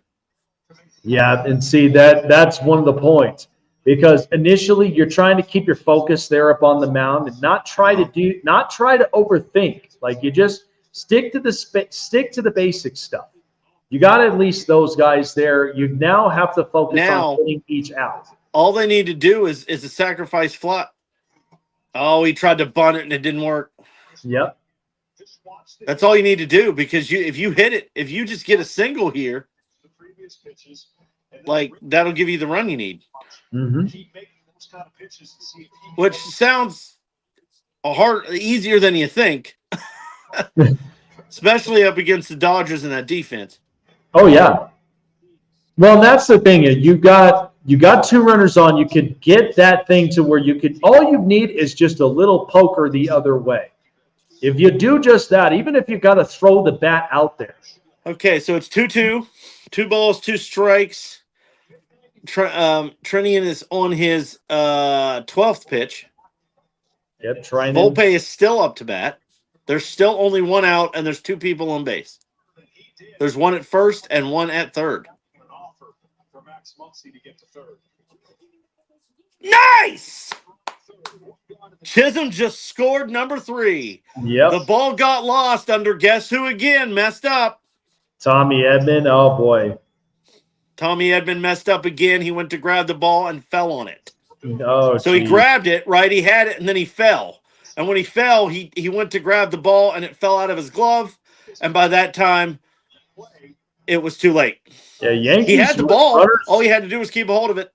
Runners in scoring position have not been great for both these teams tonight, and the Yankees have only found it 1 time out of the 6 attempts. I tell you, man, Edman's having a rough day, dude. Like, he is. And he's one of those things you can't just take out. Like, you can't go over to your shortstop and say, I'm switching you out with somebody else. Like, it's not like with a pitcher. You know, it's like. Well, that's the thing. You're accounting for, like, what he's done from there. Edman ends up stopping it, and yet he can't end up making the play. And Chisholm will score. It's 3-2 Yankees. You saw him. He went to throw that ball, and it fell right out of his hand. Yep. And he wasn't paying attention. And that's the control. So, yeah, that's a ball control issue. Exactly. Stop, right on the glove. But, yep, right there. The hand control, hand placement. I mean, he gets the out with Rizzo. But, yeah, that could have And been we have another stolen base. Volpe just stole second. I don't know, man. Tommy Edman already tonight with 2 crucial plays, and it has not looked good for him tonight. And considering what he's looked like in the NLCS. Wells is up to bat. He's 0 for 1 right now. He's got 1 strike. Yeah, Austin Wells 1 for 4 tonight. And now he's 1-1. He is 1 for 4. Trinian is on his 20th pitch. Yep. There's 2 outs. It's 3-2 Yankees. So now this forced up Blake Trinan in a bigger spot. And foul number 2. So out number 2. All right. Austin Wells went 1 for 4, and he singled in the 6th. So hopefully we can get a single out of him again. But, yeah, the second that the Yankees with both Chisholm and Volpe just stealing the bases, now it's really starting to make – like it's now starting to kind of become an inconvenience. And now we got a strikeout. All right. So 3-2. 3-2 Yankees. But we got a little bit of small breathing room here, but game's still not over. Reminder, tomorrow on Fox – Saturday at noon will be the Nebraska-Ohio State game. Yep. It's a very crucial game for Ohio State. They have to win that game. And this Sunday on NFL Fox is the Jaguars It's the Jaguars and Packers, and then at 4 it's Bills versus the Buccaneers. Yeah, some good slates in the Sunday. In the Sunday schedule, there's a couple of good bets I do like though. But yeah, it's going to be a fun one on Sunday. But there's going to be a lot of shakeups because that's considering getting closer and closer to the trade deadline. And remember, folks, stay after this game's over because it's USC versus Rutgers right after the baseball game. Yep, right after the World Series. Yeah, that was another game too. And by the way, Rutgers has been playing very well in the last couple of weeks. They have not been the team necessarily to sleep on from here. They've been playing very good football the last couple of weeks. And so that's going to be an ultimate test for a team like USC. Yeah. And USC has been struggling this year. They haven't been the same team since they lost all those seniors to the draft, and they're still trying to fix the holes that they have, and it's been a tough year for USC. Yeah, and it seems like that they've just been having a harder time trying to recruit in Southern California. Well, and that may go. I mean, and that's really bad because you look at the colleges. You got UCLA, you got Stanford. Yep. I mean, you're supposed to be the premier school in that area. So, well, and since Jim Harbaugh left Stanford, I mean, because Stanford's always been a techie school, like they mass produce a lot of smart kids out of that university. But it's like, they are certainly a team that can compete when given the opportunity. Yeah, and that's the thing though. It's USC should be getting all the recruits, but they're not. Yeah. And a lot of people could say it's the head coach. Who'd they get? Lincoln Riley? Mm-hmm. Well, you got to think. I mean, a lot of people don't like him. And this has been stemmed before Lincoln Riley came in. I mean, you were dealing with Hensley at the time that clearly was not the fit for USC. And I mean, since Pete Carroll left this program. Yeah. But yet, here's what's funny. He comes back to this program as a part of the teacher's staff. And you're almost thinking if you're Lincoln Riley, I'd be going down the halls, making my way over to Pete Carroll and just having a one-on-one advice. See, he's doing double duty though too, because he's still at Seattle as well. Yeah. He's doing double the work. But even if you were trying to figure out like this program alone, well, folks, and we've said it was probably the perfect time for music to kick on. And sure enough, it is in that kind of World Series tonight.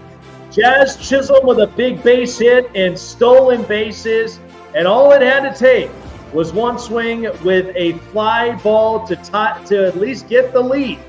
And now the Yankees lead 3-2. And Jake Cousins, 37 games, 2.37 ERA, and 53 strikeouts against Will Smith. Update on my end. Cousins is starting. And they now have one out. He just struck out somebody. I couldn't tell who it was. Will Smith. Next up is Lux. He's 0 for 3 tonight. He had 2 flyouts and a ground out. So so it was Will Smith that he struck out on that one. So he struck out Will Smith. Yep. And so now Gavin Lux. Cousins isn't a bad pitcher either. He's not as fast as the other two. He's only throwing about 82 miles per hour right now. Yep. Which is kind of odd that they would even have him in there, but I mean he does a lot of change-ups and he does a lot of fastballs. So again, it was a position where it was kind of odd for the Yankees because, I mean, you go back to the time when right after Garrett Cole got relieved, you had Tommy Conley, you had Clay Holmes, and so it was like you kind of had a bit of a mixture of these pitchers. Mm-hmm. But, now you're going to ask one of your guys in the pen that doesn't usually sit in positions like this, you're going to ask him to do a job to shut it down. And like that hasn't usually have been their case. Now they have to be switched in different spots. It's not starting off well, Jake. It's 3-1 right now. Three balls, 1 strike. The Gavin Lux, and again, if you get Gavin Lux and he just walked him, and you get Tommy Edman through, and you bring in a guy like Shohei Ohtani. Now that is the one thing. If you are the Yankees, after you just saw Shohei Ohtani hit the double, you don't want to face him again. Yeah, exactly. And they got Edman coming up. Yeah. Looks like the pitching coach is coming up to Cousins. We've got Cortez and Hill in the bullpen. I would suggest putting Hill in. He's a side armor. He's fresh. I don't think Edman can hit anything off of him. I think that he can get us out of this game. Yep. And so the youngster. They're talking to Cousins right now on the mound. I don't know what they're like. Sometimes these pep talks work, sometimes they don't. I think the pep talk is, okay, we walked Lux because I think it's because they understand what the situation is at hand. Because you walk Lux, you now have Edman. If you come into this position, one, you want to execute a job, but then that also means now you have to deal with the bigger giant going to come up, and that's Shohei Ohtani. So the only thing that the pep talk is like, look, we know what the magnitude is, but just focus and stick to your stuff. But get into a position where you can get the much needed out. And they're basically trying night. They're basically trying to calm him down too. Like he just walked somebody. It wasn't what he wanted to do. Yep. Because here's the other thing. Edman gets on base. Now that is setting up for an even bigger pressurizing situation. It is. With that. So but if you can get Edman out and then bring in Hill for when Ohtani comes up, that would be easier for Hill to deal with. And then now things are going to look much more simplified. 2 strikes. 0 balls, 2 strikes. Edman is 0 for 4 today, or 0 for 3 today. 1 for 3 tonight. 1 for 3 double today. In the 6th. Cousin is on his is about to throw his 13th pitch. It's 0 balls, 2 strikes. He's just got to hit him one more time and get in his head to try to get him to swing at it. Yeah, and Edman, who has had quite a long night defensively. It hadn't been his game, but ball 1. But Edman is somebody that, you can't. He's not a power hitter, but he can get on base. So. Oh, yeah. And he could force something where it doesn't even have to be, like, you don't have to press yourself. You could even get it, like, if you pulled this thing and you slap it, that can then get Lux to where he's on his high horse to go to third. Then that allows the Dodgers to get a called second. it. Edman just got a 1-run single. He hit it right down. I don't know who number 95 is, but he just messed up. I think that one was Osvaldo Cabrera. So, yep, he came in and released. Lux was going to go farther, but he tripped. Oh, yeah. Okay, so it's 2 guys on base, 1 out. So now you have to pull. You have to do this decision when you bring in Hill now, because you cannot let Cousins pitch to Ohtani. Yeah, that's the part now where he's not strong enough in that position. Oh, that's not a good decision. So they're not bringing in Hill. Edman pulling this one in right past Cabrera, and a trip and fall on Lux, and now there is a runner at first and second with 1 away. If there wasn't 2 runners at first and second, I'd have got Hill in, and I would have automatically walked Ohtani. Mm-hmm. But now they can't do that. Yeah, now it's forced the hand. Yeah, you're in a crucial situation now. Like, you have only 1 out. Ohtani's coming up and already tied up the game last time with his hit. So now you have to try to maneuver around Ohtani. They are getting a new pitcher out, so that's good. Yeah, but maybe that had to have bought some time. But yeah, that is.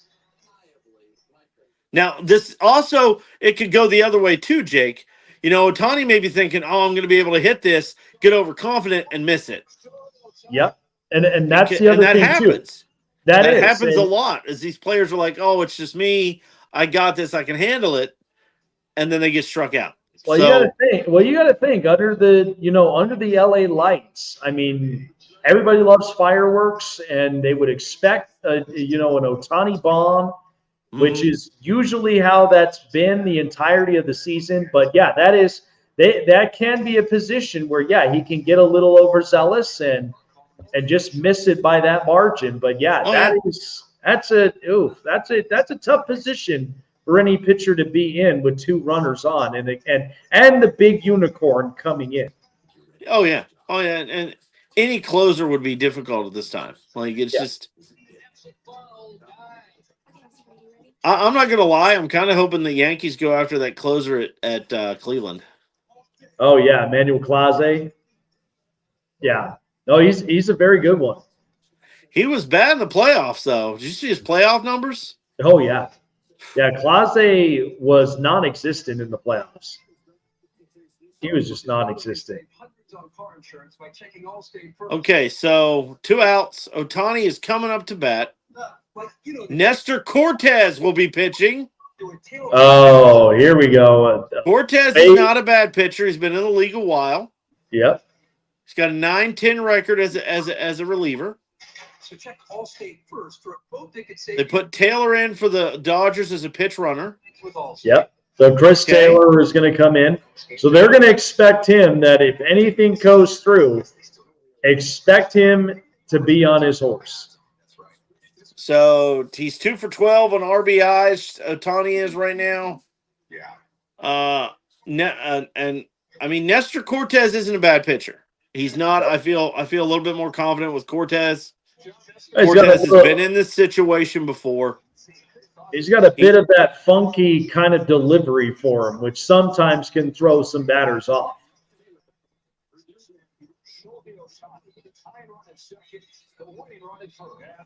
It's like if you're a Dodger fan, this is a position you'd love to be in with Shohei Ohtani. Like this was what it was meant to look like. You just have to catch. Verdugo just did the perfect impression of Derek Jeter. Uh-oh. Dude, that was a hell of a catch. He just got the out. It was going to go out of it was going to go strike, and he got it. He hit over the wall, fell over the wall, and kept a hold of the ball. Wow. It's going to come up to you in a minute, man. You got to check this out. He did a perfect impression of Derek Jeter. Yep. So now that'll end up leaving Mookie Betts. And that's the momentum change again. See, we were talking about that earlier. Yep. Yeah. Like I said, I mean, both these lineups, they were primed for this. So now it's like once that changes, not yet. That one lifted into left field, and Verdugo, and he flips up in it and gets the ball in quickly before Taylor could even think about running. And what a play by Alex Verdugo. Yeah, dude. Not only did he get it, but he immediately threw it to third. Like, he's like, I'm not playing. I mean, you had to make that quick decision. And what a play by Verdugo. He goes up, flips into the crowd. But that is one where, again, that's what I'm saying. If that ball's in the air, expect Taylor to run. Expect him to run. They've intentionally walked Betts. So now that's going to bring up Teoscar Hernandez. Or no, Freddie Freeman. Freddie Freeman. Another. What do you think about this decision? Was this a good decision by the Yankees? I mean, I think this might be a tough spot. The only reason of it is because we know Mookie tonight. Mookie's only had at least a decent night. Not as much. He's been 0 for 3 tonight. Yeah, but Freddie's been in this spot though too. So he's also somebody that can poke the other way. If he does that, you get the 1 run in, and then there's no way. Second. Are you kidding me? Grand slam, game's over. All right, hold up. Now, don't. We're going to get the call from here. So Mookie Betts, he's going to go in the first. They intentionally walk him, and Freddie Freeman. That was not a good decision. Is going to come in. But yeah, but this is why I'm saying this is a situation, and both sides are guilty of this because, I mean, you think of the meat of the order, the Yankees, and how much the Dodgers really move past that. And then you think of the meat of the order of the Dodgers. And then this is the situation the Yankees now find themselves in. Mm-hmm. So Nestor Cortez, 2 outs in the bottom of the 10th, and Freddie Freeman with bases loaded. Yeah, and somebody who has been in this position before. Now that, oh, geez, the chilling look of Chavez Ravine. And with Cortez, here's the pitch. Swung on, hit into deep right center field. Goodbye, good night, and the Dodgers take Game 1. And it's nobody better to do it than Freddie Freeman. And that is what you call a World Series. That was a hell of a hit, and I knew that was going to happen. That was a bad decision. This is those decisions that I talk about with Aaron Boone all the time. Freeman with the grand slam walk-off home run in the 10th, just a Dodger way to end a game in the World Series. And as I said, this is the decisions that I'm talking about with Aaron Boone. Like, you should have never intentionally walked Betts. Yep. That was a dumb decision. He could have very easily struck him out. Yeah. Like, Betts was an easier target than Freeman was. And I don't know why Aaron Boone felt the need to intentionally walk somebody on bases loaded. Like, that's insane. And their press is really going to hound him for that. This is by far the crucial spot that the Yankees and Aaron Boone found themselves in. And again, it was momentum change all the way through, like at the entirety until the end. And that's where, either team was going to be guilty of this. And tonight, the Yankees were guilty of it. Because again, it got to the point where the Dodgers, like if Trinan did not hold his ground like he did tonight, and only giving up the 1 run, but it's different when you're having to bring in, and that's what I think the story of the World Series is that Dodgers may be depleted in the rotation, but that bullpen themselves is the difference maker. And you see that now where the Yankees, they had a bit of trouble. Luke Weaver was good, and then Clay Holmes was kind of questionable in there. Then you bring in Cousins, and now granted, Cousins, you never want to throw, you don't want to throw somebody into the wolves like that, especially when you're dealing with, some big giants in the meat of the order. But then you bring in Nestor Cortez, a lefty, and that one pitch that goes right on in just so happens to be the game winner. And that's, this is what a grand start to the World Series. But this is why it's going to turn into, if you're the Dodgers, you want to end this quickly. But if you're the Yankees, you want to string this out as long as you can, because you know that the Dodgers are going to eventually get gassed. But and that's why they need to win tomorrow. The Yankees need to take the win tomorrow night. Force a game to now 3 games into New York. And to where now the momentum is on your side. I mean, you could not do no wrong.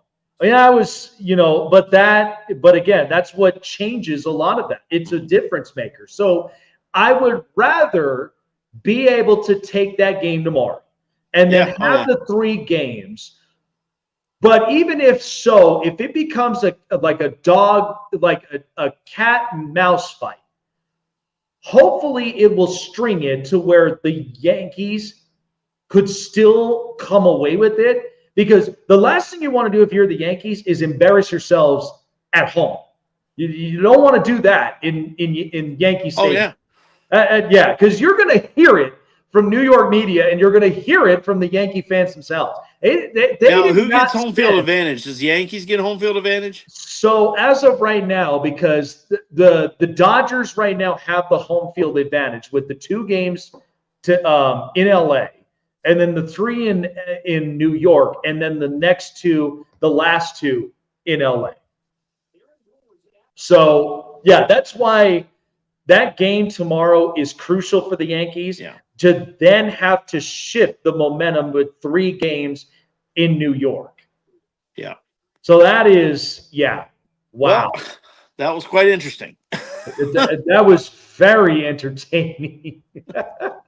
So, for those who hadn't gotten a chance to see this, but we got our tapes up from here, but we'll present it at least right at the end of it. 6-3, Dodgers win in walk-off fashion. But the way it was done is one that we'll definitely recap for our audiences on the live stream. And here we go. Hits the ball to right field. Oh, it's really good. Yeah, it was great. It was great. At least had the idea. Technical difficulties, folks. Technical difficulties. Yeah, it was very. Here's his 1-2 pitch. Even with that one, good Lord. I do not know why. It's just it's probably getting blocked. They probably don't want you to show it on camera. No, it's not usually that. I think it's because of the feed. It didn't do that when I was showing up like the early prelims of the game. So I don't know why it's like, I don't know why it's just acted up like that. Hold on. That's weird. Yeah, it usually doesn't do that. It's usually clear. But, all right, let's see. Maybe we might get lucky. Cortez. Okay, there we go. Freeman hits the ball to right field. She is gone! I didn't need to see that again, Jake. Meet Freddie! But that is how things end from there. And the Dodgers win it in grand fashion.